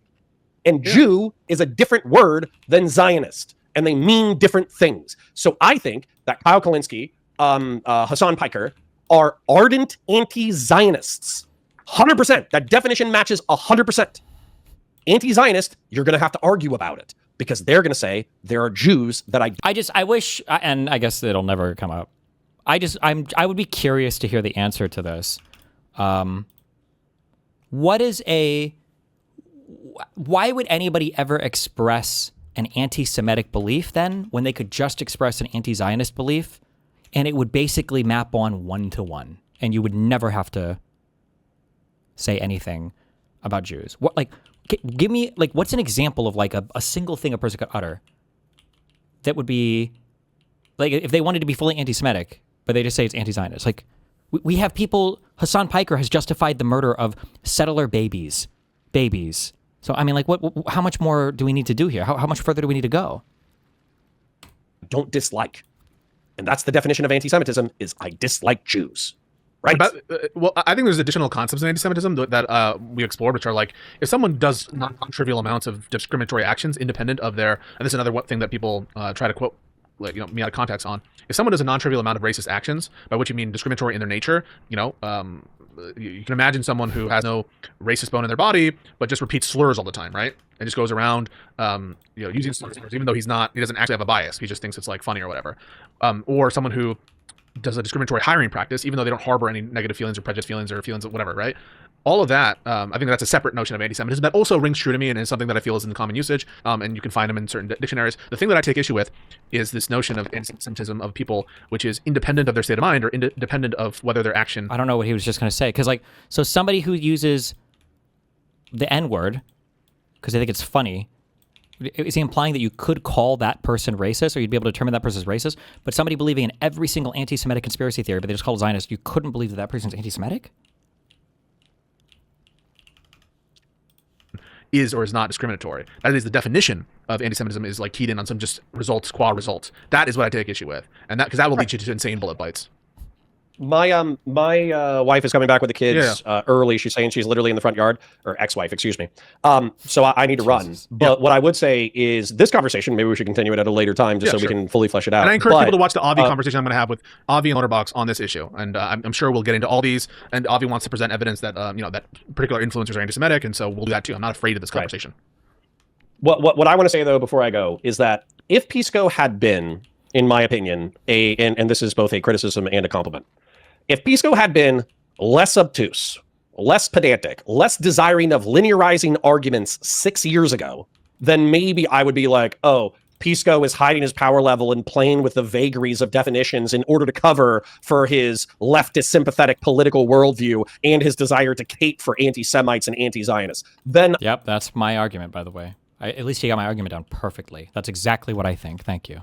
I might presume bad faith on Pisco. But Pisco has been, I've known him for 6 years now. I think we started talking in 2019 or the summer of 2020. Yeah. So he has always wanted to linearize arguments. He has always wanted logical and rhetorical rigor. He's always wanted to be very specific with his language. And if you were imprecise with your language, he would press you on said imprecision to the point that you just wanted to claw your fucking eyes out. On everything, bro. So he hasn't changed at all. Yeah, and I don't think he was an anti-Semite then, and I don't think he's an anti-Semite now. So I got to run because my boy's in the front yard, but it was always good. It's always good catching up, bro. So likewise, stay in there. You fight the good fight the way that you want to fight it, and I'll fight the good fight the way that I want to fight it, and we'll meet up somewhere in the middle. Thank you, dude. Peace out. All right. Bye, buddy. Bye. Well, that was a bit of circle jerk. Hey, guys, thank you so much. I have to go soon. Jesus Christ. Apparently the guy that had all that information on Jola, I don't know why his comment got removed from the subreddit by Reddit. Was there a reason why?